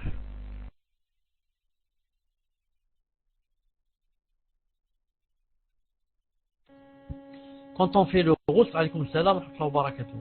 Naam. Quand on fait le ghusl et on prend comme ça 3 poignées d'eau, naam, et on commence à quoi? Donc on dit le verre comme ça, avec les mains ouvertes, les doigts ouverts, on commence à faire masser, si je puis dire, ou comment ça s'appelle, pour que sur les racines de la peau, de la tête, pardon, pour qu'on soit sûr que l'eau a touché partout. Naam. Si on a pris 3 grandes poignées, on a fait comme ça avec les doigts. Dites-moi le verbe en français. On a massé ou je sais pas quoi avec les doigts comme ça. Naam. Ça, frictionné. Jazakallah khair. On a frictionné les cheveux, naam, en touchant. Là où commencent les cheveux, les racines, naam, ça suffit pour la tête. Naam. Si on a fait, comme j'ai dit, avec frictionnement. Naam. Et une femme qui a les tresses, elle peut ne pas les défaire si c'est quoi? Si c'est janaba. Mais si c'est menstru, rose pour les menstrues, elle doit les défaire. Est-ce que le chignon, naam, a le même jugement que les tresses?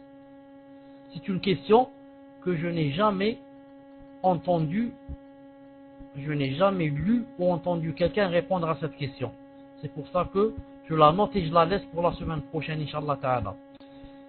Aussi, une femme peut-elle couper les cheveux courts? Une femme, quand elle veut couper les cheveux, d'abord, elle demande à son mari la permission, si elle est mariée. Elle lui dit, j'ai envie de couper un peu de mes cheveux, est-ce que tu me permets? Car en fin de compte, il s'est marié avec elle pour lui. Donc, elle doit beaucoup plaire à son mari qu'à elle. Elle se plaît à elle avant de se marier. Maintenant, elle s'est mariée, elle doit plaire à lui d'abord, avant à elle. Donc maintenant, la femme, des fois, avec une bonne niya, une très bonne niya, qu'est-ce qu'elle fait? Elle va se couper les cheveux, et elle veut lui faire la surprise. Assalamu alaikum, est-ce que je suis belle comme ça? Subhanallah al-Azim. Et il trouve pour lui qu'elle n'est pas belle. Et il va se tirer les cheveux et lui dire, Subhanallah al-Azim, tu avais les cheveux qui arrivaient jusqu'au dos. Qui t'a dit de couper tes cheveux? Pour moi, tu n'es pas belle. Subhanallah. Peut-être il ne va pas dire cela, mais peut-être il va s'énerver. Subhanallah al-Azim. Elle était vraiment belle avec des cheveux longs pour lui. Et ayant coupé les cheveux, elle est belle pour elle et pas pour lui. Elle est seulement belle pour elle. C'est pour ça qu'elle doit d'abord lui. Naam. S'il accepte, elle ne doit pas les couper courts au point de ressembler à un homme. Sinon, elle rentre dans la malédiction d'Allah Ta'ala et de son prophète sallallahu alayhi wa sallam. Mais elle doit laisser au moins jusqu'aux épaules. Au moins jusqu'aux épaules. Mais pas court jusqu'aux oreilles. Comme font ce qu'on appelle coupe à la garçonne. On dit elle a une coupe à la garçonne. Regarde, c'est très clair. Allah, ils reconnaissent coupe à quoi? À la garçonne. Ils ont reconnu qu'elle est devenue un garçon. Cette fille est devenue un garçon. Dans ce cas, elle est maudite. Elle est maudite jusqu'à ce que repousse ses cheveux une autre fois. Et une frange. C'est quoi la frange? Je ne sais pas si c'est ce qu'on dit en arabe al-firqa. Est-ce que c'est ça la frange? C'est quoi la frange exactement? تفضل ابن القيم. Naam, ce qui est interdit, c'est qu'elle fasse une mèche qui tombe d'un côté. Naam, c'est-à-dire, ce qui est interdit, c'est qu'elle mette une raie, la raie des cheveux, qu'elle la mette de côté. Naam, si elle met une raie, elle doit la mettre au milieu. Et non pas, comme ça par exemple à gauche, et la mèche qui va tomber à droite sur son œil droit et son oreille droite. Ou bien elle va mettre la raie à droite et la mèche qui va tomber sur son oreille gauche. Ça c'est interdit. Mais il est moumilet. Mais si elle le fait descendre vers l'avant, la mèche vers l'avant, Inch'Allah Ta'ala, ce n'est pas interdit. Naam. Wallahu Ta'ala a'lam wa ahkam. Naam. Sami ibn Ali, حياك الله, تفضل. Je vais noter le chignon. Est-ce qu'il a le même hukm que la tresse?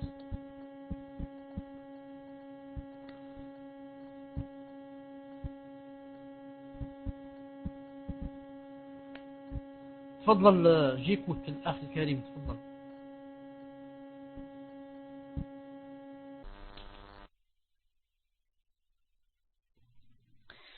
Salam alaikum wa rahmatullahi wa barakatuh. Yashir, qu'Allah vous fasse miséricorde, amin, ainsi qu'à toutes les autres croyants et toutes les autres croyantes. Le troc est-il permis en islam? Exemple, je vends 10 livres à 100 € contre 5 camis à 100 €. Deuxièmement, est-il conseillé ou déconseillé de suivre plusieurs sharh en audio pour un livre comme Usul al-Thalatha, barakallahu fikum.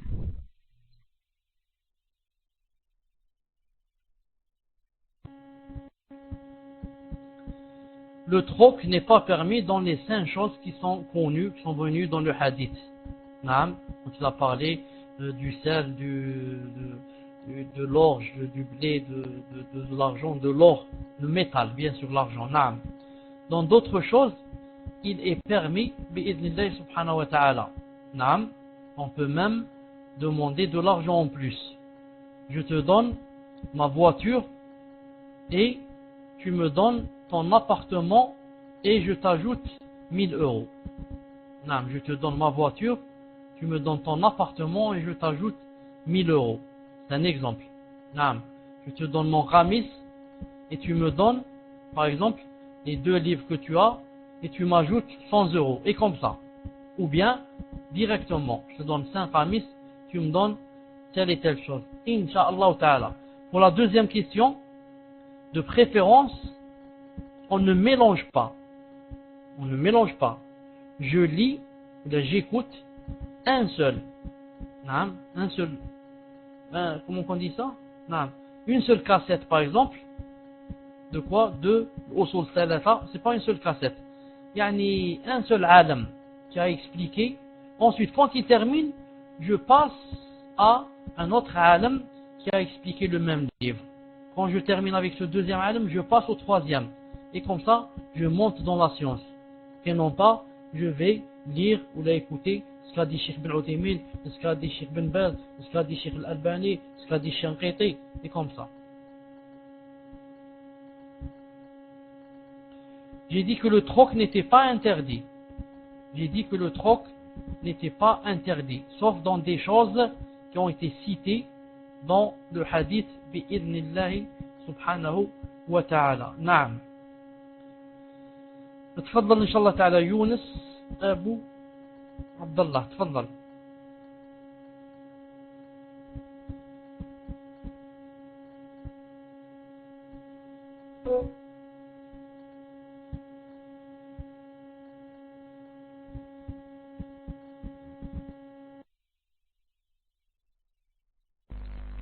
Assalamu alaikum wa rahmatullahi wa barakatuh. Je veux savoir si une personne qui a des dettes peut faire le hajj. Barakallahu fik, Cheikh.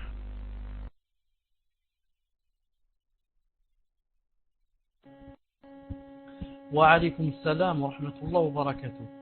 Une personne qui a des dettes ne peut aller ni au hajj ni à la umrah. Ne peut aller ni au hajj ni à la umrah. Mais si elle veut y aller, elle va demander la permission au créancier, à celui qui t'a prêté cet argent. Nam, à celui qui t'a prêté cet argent, tu vas lui dire, je vais aller au hajj. Est-ce que tu permets? C'est-à-dire quoi, en fin de compte? Pourquoi on va lui demander la permission?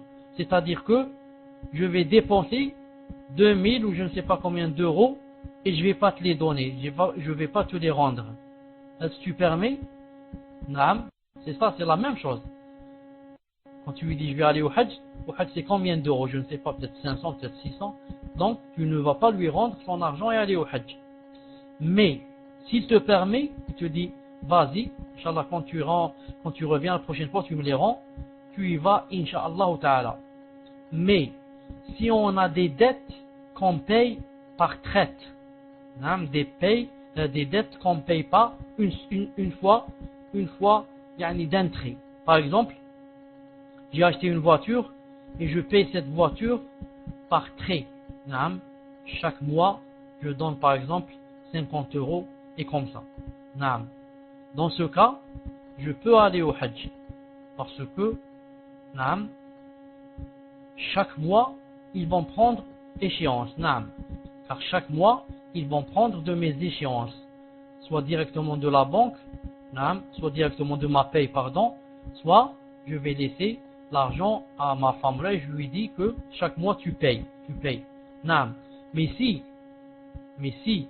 le moment de payer les échéances, je ne paye pas et je m'enfuis et je dis, moi je vais aller au hajj, je m'en fous.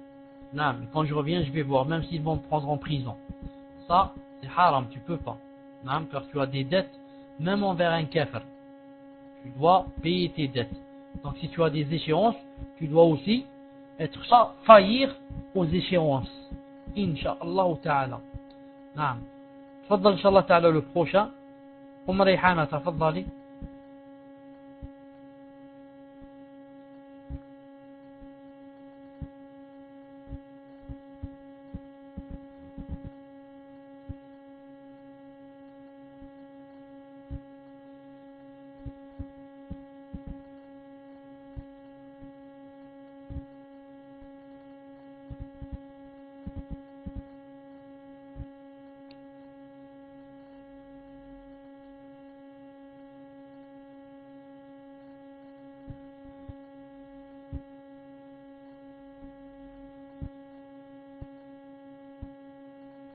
Rayhana.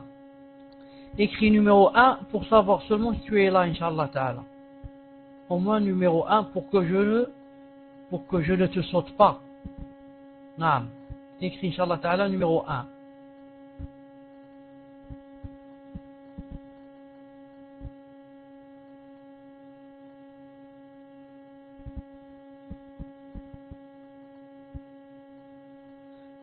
Peut-être Rayhana n'est pas là.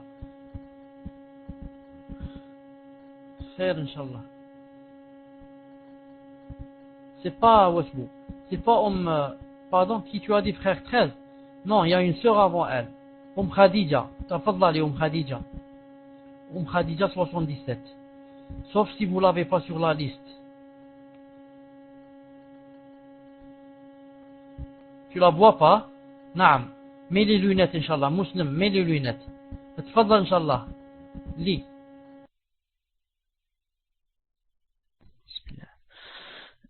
Salam alaikum, Cheikh. Une personne demande si on a le droit de faire plusieurs mukabbala avec la même personne, alors qu'ils savent qu'ils vont se marier, Inch'Allah. Ou bien le nombre de mukabbala doit se limiter qu'à 3. Barakallahu fikum.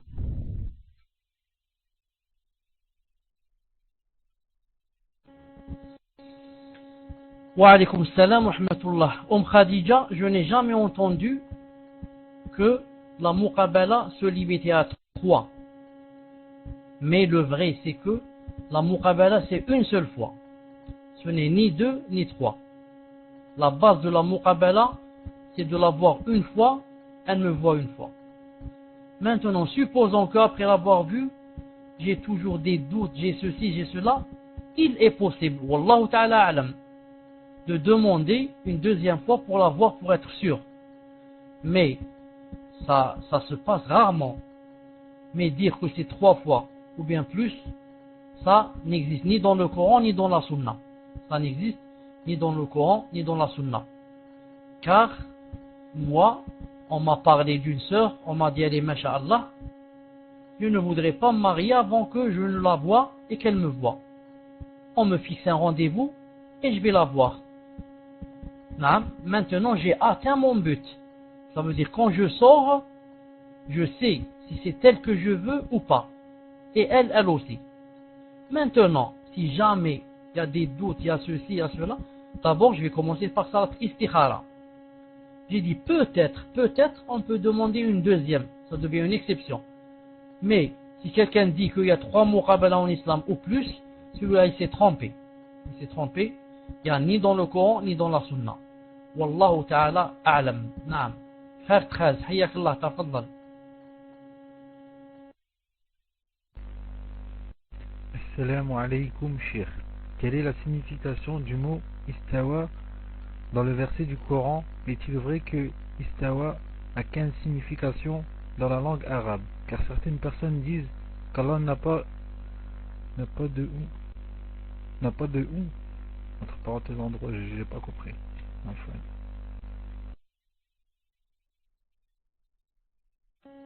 Wa alaykum salam wa rahmatullahi wa barakatuh. Non?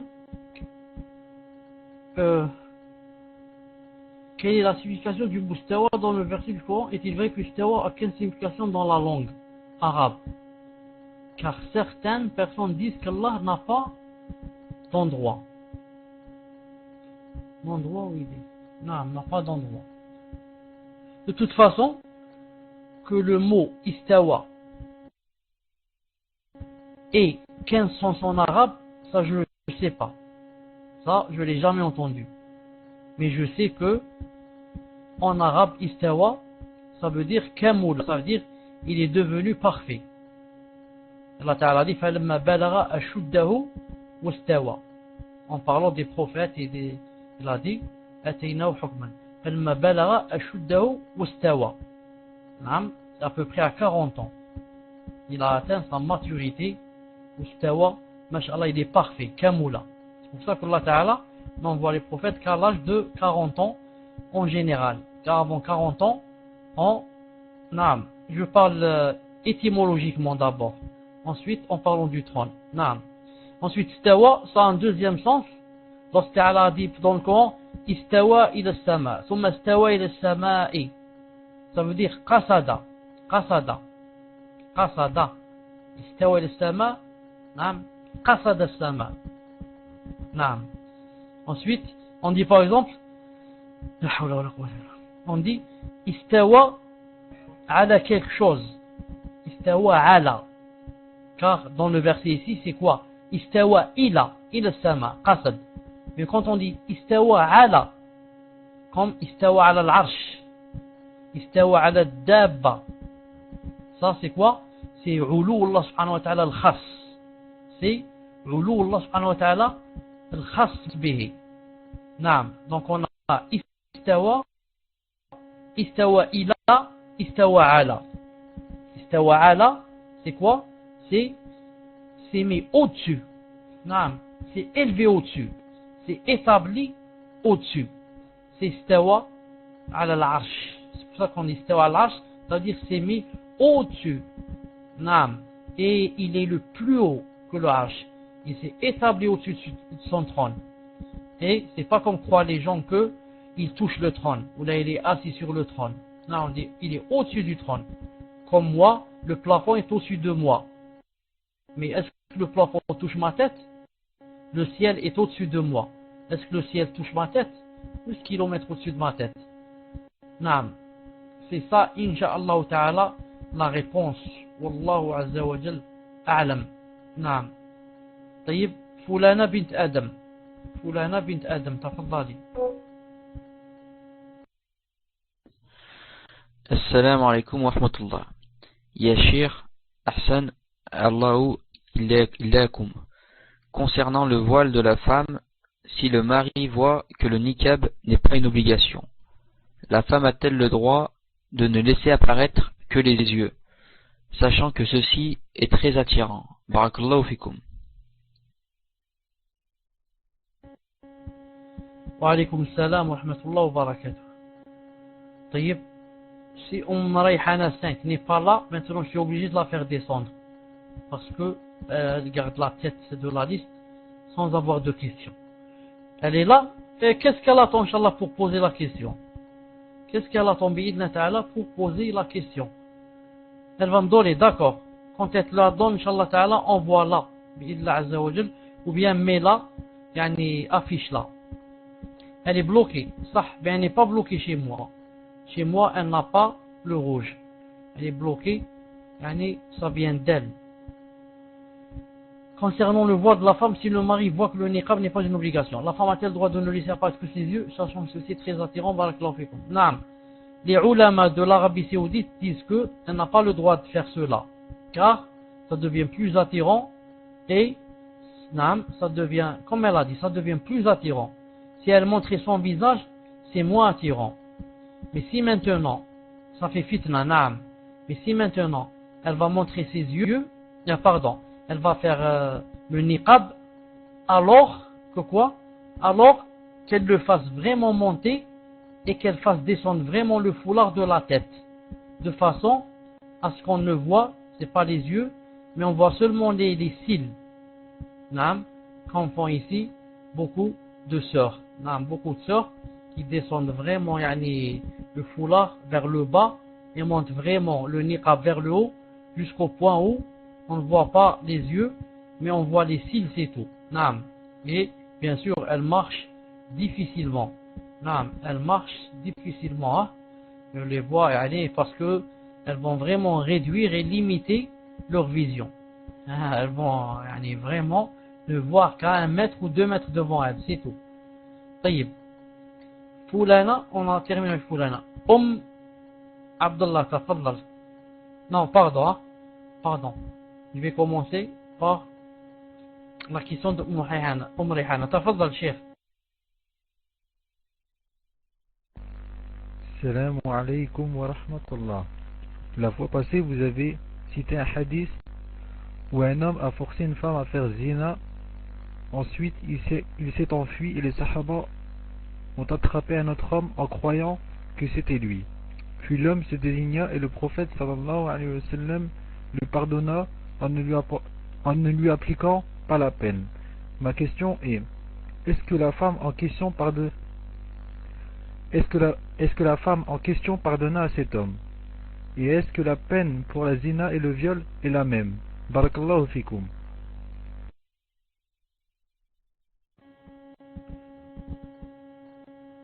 Wafikum barakallah. Naam, dans l'histoire que j'ai citée, qui est bien sûr l'histoire Sahiha, dans le Silsila Sahiha de Sheikh Al-Albani et dans d'autres livres aussi, il n'est pas cité que la femme lui a pardonné ou pas. Ce n'est pas cité dans l'histoire. Mais, supposons que la femme lui ait pardonné, ça ne change rien.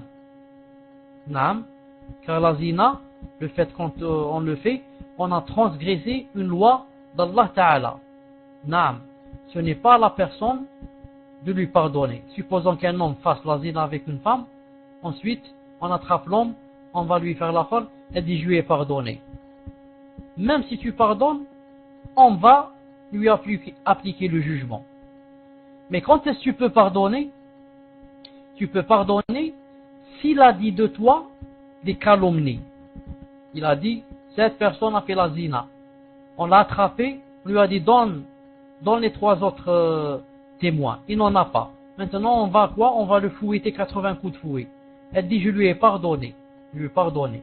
Là, si si le gouverneur veut, il lui pardonne.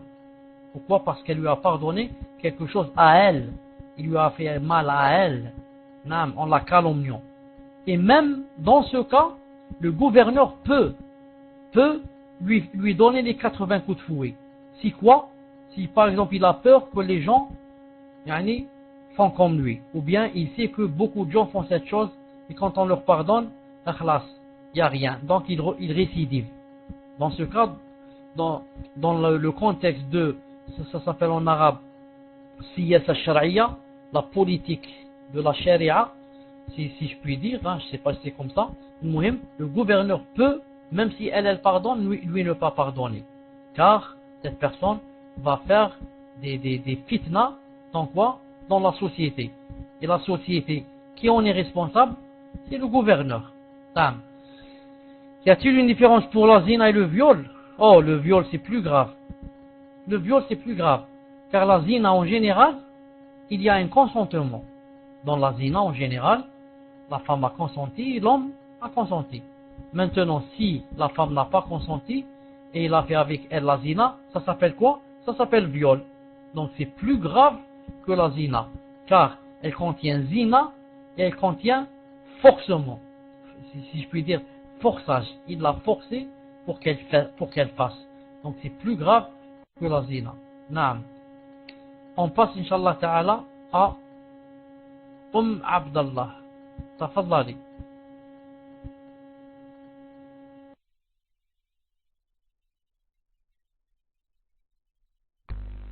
Ibn al-Qayyim, t'es pas là?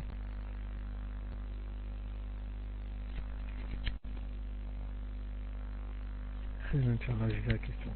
Assalamu alaikum wa rahmatullah, Cheikh. Je vais avoir un fils, Inch'Allah, dans quelques jours, et pour sa aqiqa, je dois faire égorger 2 moutons, Inch'Allah, bien que je n'ai pas les moyens.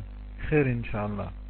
Comme le veut la sunna, nous devons faire l'aumône d'une partie de la viande, mais je ne connais pas de gens, entre guillemets, pauvres en France. Par contre, un frère et sa femme sont étudiants à Médine, mashallah, mais ils ont du mal à joindre les 2 bouts avec 2 enfants, mashallah. Ma question est-ce que je peux faire égorger un mouton ici avec ma famille et envoyer l'argent d'un mouton aux frères de Médine pour qu'ils en égorgent un pour eux là-bas?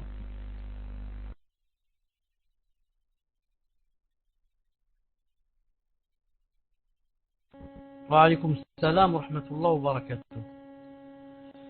Ici, il y a 2 choses. La première, Inch'Allah Ta'ala, c'est que les gens sachent que faire la aqiqa n'est pas une chose obligatoire, premièrement. Mais c'est seulement quelque chose de conseillé. Car, si on va dire obligatoire, ça veut dire que si je ne vais pas le faire, je vais avoir des péchés.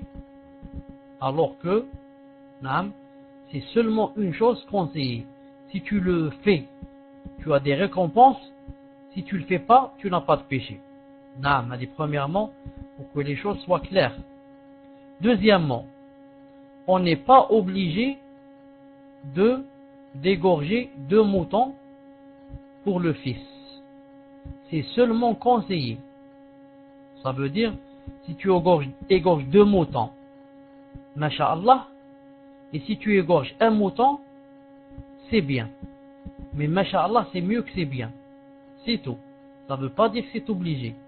Le prophète sallallahu alayhi wa sallam a égorgé un seul mouton pour le Hassan et un seul mouton pour le Hussein. Le Hassan et le Hussein, qui ne sont pas des jumeaux, mais il y a une différence d'âge d'1 année entre eux. Donc, il a égorgé un mouton pour le premier Hassan et un mouton pour le Hussein. C'est tout. Donc, regardez, pour que ça soit aussi clair, quand tu as envoyé un mouton là-bas être égorgé par des gens, ce n'est pas ça la sunna. La sunna, c'est qu'il soit égorgé chez nous, pas dans l'autre pays avec d'autres gens qui l'égorgent. Non. Si tu veux, tu l'égorges ici et tu l'envoies. Tu l'envoies dans un colis. Tu vas à la poste, ils vont le mettre dans un carton et ils vont l'envoyer là-bas. Naam. Et il va arriver bien sûr que ce n'est plus un mouton. Il va arriver là-bas, je ne sais pas quel genre d'animal va arriver là-bas. Mais le muhim, la sunna c'est de le faire ici chez soi. Wallahu subhanahu wa ta'ala a'lam. Naam. Abu Amal, hayyakallah, tafaddal.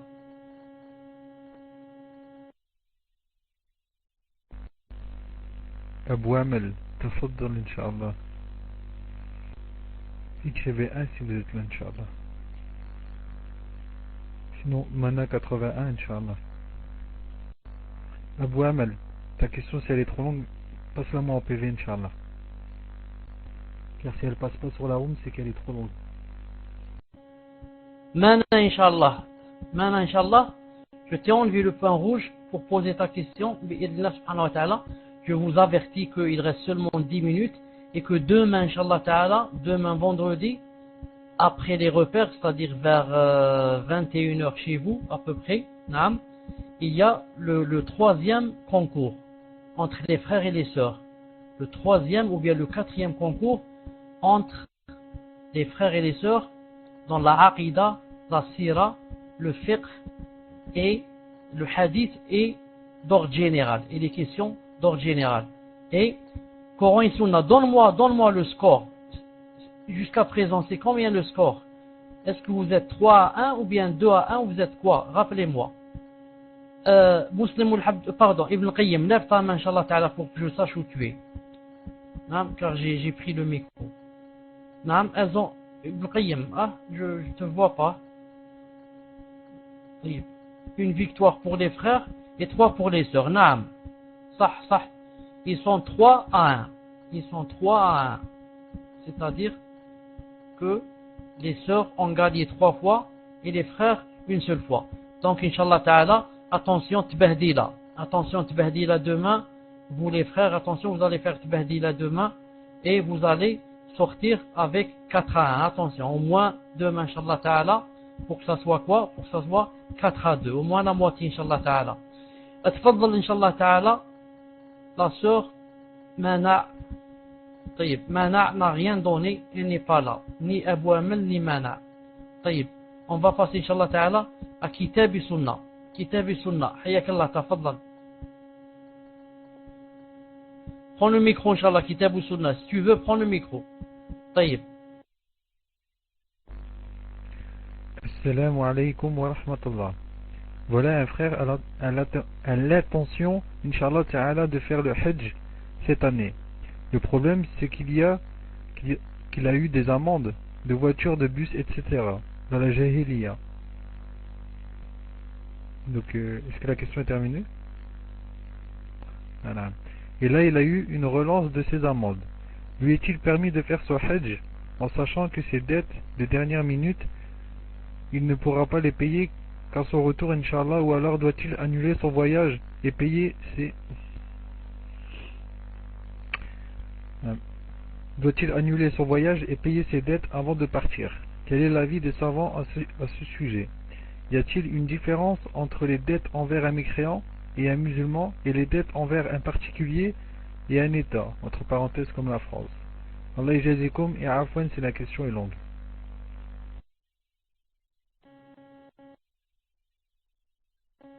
Alaykoum salam wa rahmatullah wa barakatuh. D'abord, une petite remarque. Le musulman ne dit pas que j'étais dans la Jahiliya. La Jahiliya, c'est le coffre qu'ont vivaient Abu Jahl et les autres. Mais il peut dire, j'ai de la Jahiliya. J'ai des choses qui sont de la Jahiliya. Comme a dit le prophète sallallahu alayhi wa sallam attendez, comment il s'appelle déjà, radiyallahu ta'ala anhu, il lui a dit, innaka mru'un fika jahiliya. Rappelez-moi comment il s'appelle, j'ai oublié. En même temps, je vois les messages qui arrivent.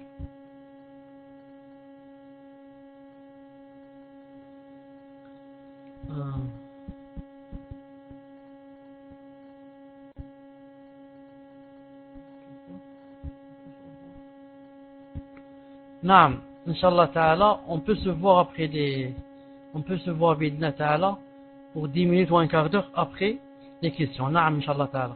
Rappelez-moi comment s'appelle le sahabi, subhanallah al-azim, très connu. Lorsque le prophète lui, sallallahu alayhi wa sallam, lui a dit innaka mru'un fika jahiliya. Subhanallah al-azim. Tellement je suis fatigué que j'ai oublié son nom. Subhanallah al-azim. J'allais dire. Oui. Maintenant, puisque vous ne savez pas qui c'est celui-là, et c'est quelque chose qu'on ne peut pas oublier, vous allez me dire pourquoi vous l'avez oublié. Abu Dhar, jazakallahu khayran, Abu Dhar al-Ghifari. Tu l'as dit en même temps que je l'ai trouvé. Alhamdulillah, Abu Dhar al-Ghifari. Donc qu'est-ce qu'il lui a dit? Il lui a dit, toi, tu contiens toujours de la jahiliya. Parce que il a fait des choses avec quelqu'un et il a fait une chose qui ne se fait pas. C'est pour ça que le prophète sallallahu alayhi wa sallam lui a dit Fika jahiliya. Et remarquez qu'il ne lui a pas dit Anta fi jahiliya. Anta fi jahiliya. Naam. Et parce que Abu Jahl avait cité l'autre de sa mère. Il lui a dit ta mère qui est noire ou quelque chose comme ça. Naam. C'est pour ça que le prophète lui a dit cette chose.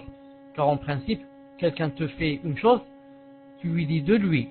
Toi tu es ceci, toi tu es cela. Et non pas de sa mère qu'on faisait les jahiliyoun. Ensuite, naam, la dette que tu as fait autrefois avant la tauba et qui a été maintenant, comme tu dis toi, qui a été, comment tu as dit, relancée, naam, celle-là, elle ne doit pas, Inch'Allah Ta'ala, elle ne doit pas être une entrave pour que tu ailles au Hajj. Surtout que tu as dit, sachant que je ne peux pas la payer, ça ne se paye pas, jusqu'à ce que je revienne. Donc, Inch'Allah Ta'ala, voilà une raison en plus pour y aller. Naam. Et la dette du kafir et la dette du musulman, c'est la même chose. Comme tu payes la dette du musulman, tu dois payer la dette du kafir. Naam. Et la dette de l'État, ou bien la dette d'une personne, c'est la même chose. Et si c'est un État musulman, naam, le gouverneur a beaucoup plus de droits sur toi qu'une seule personne. Si c'est un gouverneur, si c'est un État musulman. Naam. Mais la dette de l'État a aussi, même dans l'État qui est kafir, tu dois payer ta dette en face de l'État. Naam. Wallahu ta'ala a'lam. Tayyib. Maintenant, il reste qui? Il reste Ma'ana, il dit, je suis là.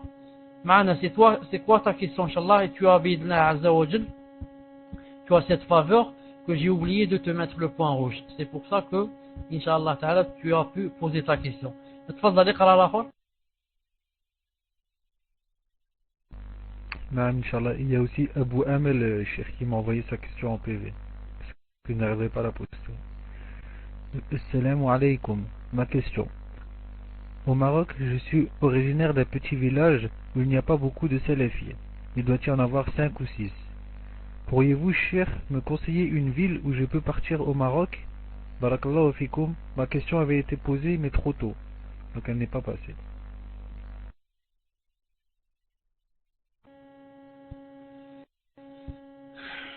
Wa alaykoum salam wa rahmatullahi wa barakatuh. Naam.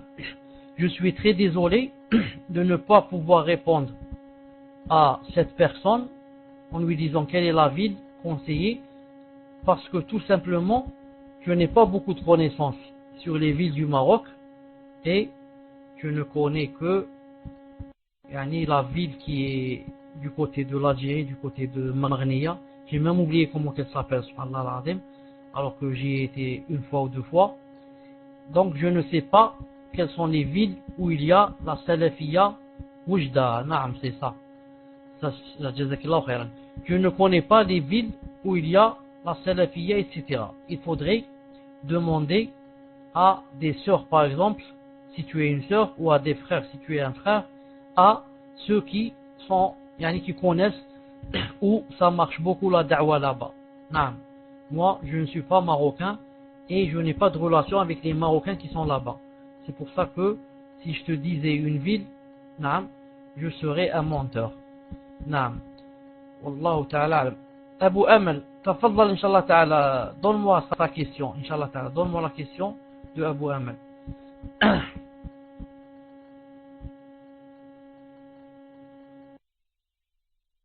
Ou bien lis-la, Inch'Allah, lis-la directement. Salam alaikum. Dans l'histoire de Moussa, alayhi salam, Allah s'est révélé au rocher de quelle manière? Par son entité ou par un de ses attributs? Barakallahu fikum.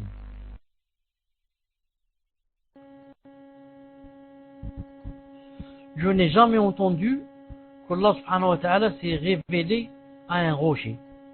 Ce que je sais, c'est qu'Allah subhanahu wa ta'ala s'est révélé à un mont, نعم, ou bien une montagne. قال لن تراني ولكن انظر إلى الجبل فإن استقر مكانه فسوف تراني. انظر إلى ماذا؟ إلى الجبل. C'est un mont ou une montagne. Et ce n'est pas quoi? Ce n'est pas un rocher. Et le fait de se montrer est un attribut de l'acte. Est un attribut de l'acte. Car il dépend de sa volonté. Si Allah Ta'ala n'avait pas voulu se montrer, il ne se serait pas montré. Si Allah Ta'ala ne veut pas rire, il ne rit pas. Si Allah Ta'ala ne veut pas être courroucé, il n'est pas courroucé. Cela dépend de quoi? De sa volonté. Naam, il a voulu se montrer à Moussa alayhi salam. Et bien sûr, il ne s'est pas montré en entier. Naam, Allah voilà Inch'Allah Ta'ala la réponse. Hein? Wallah, pour le Hajj, naam, c'est presque impossible parce que on ne peut pas se rencontrer. Naam. Où sont-ils ceux-là, ceux qui font le Hajj? Et moi j'ai le livre, masha'Allah, qui est très long. Naam. Où sont-ils? S'il veut qu'on fasse, qu'ils viennent demain qu'on commence. Chaque jour on dit demain. On commence Inch'Allah Ta'ala demain. Et dans ce cas, je dois le résumer très vite. Parce que le livre que j'ai est assez long. Naam. Il y a طيب. Ensuite, Ibn Taymiyyah 4, Naam, Ibn Taymiyyah 4, صح, me l'a dit, quoi? Me l'a dit, comment j'allais dire? Non, une semaine ou 10 jours. Naam. Toi, Abu Amal, Ibn Taymiyyah 4, l'essentiel c'est pas le monde. S'il y a 2 ou 3, ça suffit. Attendez-moi, Inch'Allah Ta'ala, Naam. Demain, Inch'Allah Ta'ala, quand on fait le concours Bid'Allah Azza wa Jal, on va prendre une décision finale, Inch'Allah Ta'ala, pour vous dire, mais prépare la liste, Inch'Allah Ta'ala, pour vous dire, quand est-ce qu'on commence, Bi'idnillahi, je vous rencontre, Inch'Allah Ta'ala, demain. Je dis à celui qui doit me rendre, je lui dis d'aller dans le Lahore, dans le Paltalk, dans l'autre Paltalk, pas celui-là, où la personne est avec moi. On se rencontre demain, Inch'Allah Ta'ala, juste après les repères de la Sunna, pour le concours entre les frères et les sœurs, pour que vous testiez vos connaissances et savoir, Inch'Allah Ta'ala, où êtes-vous arrivé en fiqh, en aqida, en sira et en ordre général aussi. Et sachez, comme a dit Ali radiallahu ta'ala anhu, et vous remarquez, je ne dis pas l'imam Ali a dit, ce sont les chiites qui disent l'imam Ali. Nous on dit Ali radiallahu ta'ala anhu. Et vous avez remarqué, je n'ai pas dit karramallahu wajhahu, comme disent les chiites. J'ai dit Ali faqat. Naam. Comme a dit Ali radiallahu ta'ala anhu, qu'est-ce qu'il a dit? Il a dit, une journée où je n'apprends pas une chose, que Allah Ta'ala ne me fasse pas la bénédiction dans cette journée. Une journée. S'il y a une journée qui passe et quelqu'un n'apprend pas une chose qu'il ne connaissait pas, ça veut dire que Allah Subhanahu wa Ta'ala ne t'a pas béni cette journée. Non. C'est pour ça que c'est dommage. Il y a des gens qui restent dans les salons, c'est pas des journées, des années. Il y a des gens qui fréquentent des salons depuis des années. Dis-lui, je voudrais te poser une seule question dans la Aqidah. Il ne peut pas répondre. Ça fait des années que tu es dans un salon. Je te pose une question, une petite, dans le fiqh, dans la salat. La salat, si tu fais du matin au soir. Une petite, il ne sait pas. Une petite question dans le wudu. Wudu, c'est tout. Je sais pas. Subhanallah, des années dans un salon, tu n'apprends rien. Alors, tu veux pas te réveiller. Tu veux pas te réveiller et dire, il faut que je craigne Allah subhanahu wa ta'ala. Où va partir tout ce temps? Tu sais pas qu'il y a 4 grandes choses, 4 grandes questions que tout le monde doit être questionné le jour du jugement dernier. Tu sais pas qu'on va te dire qu'est-ce que tu as fait avec ton temps, du matin au soir, dans des salons, on ne parle que de celui-là est un tarout, celui-là est un kafir, celui-là est un tarout, celui-là est un kafir. Et khlas, d'accord, tout le monde est kafir, khlas, tout le monde est kafir. Moi je suis kafir, ma mère, tout le monde. Et maintenant, apprenons autre chose, khlas, mettons de côté que tout le monde est kafir. Tous les gouverneurs sont des kafirs. Bouteflika est un kafir, Aflal est un kafir, khlas. Tous les ulama sont des kuffars. Khlas, tout le monde est des kafirs. Passons à autre chose. Apprenez-moi la aqidah aussi. Est-ce que Allah Ta'ala a envoyé des prophètes pour qu'ils disent tout le monde est kafir et ça s'arrête là? Et on n'apprend pas la aqidah, les attributs, on n'apprend pas les actes de Allah Subhanahu wa Ta'ala, c'est non. On n'apprend pas ce qu'il y a au paradis, ce qu'il y a ceci, ce. Khlas, ça s'arrête là. On n'apprend ni fiqh, ni sira.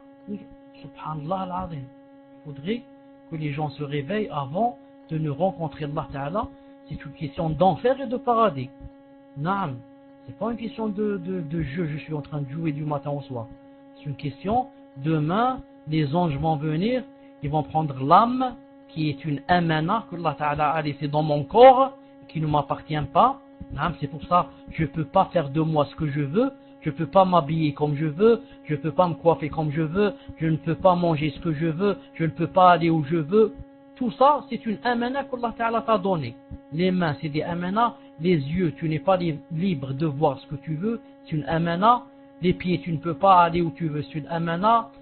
Le truc qu'Allah Ta'ala nous a donné, c'est une amana. On ne peut pas faire notre plaisir comme on veut, mais par mariage et comme ça.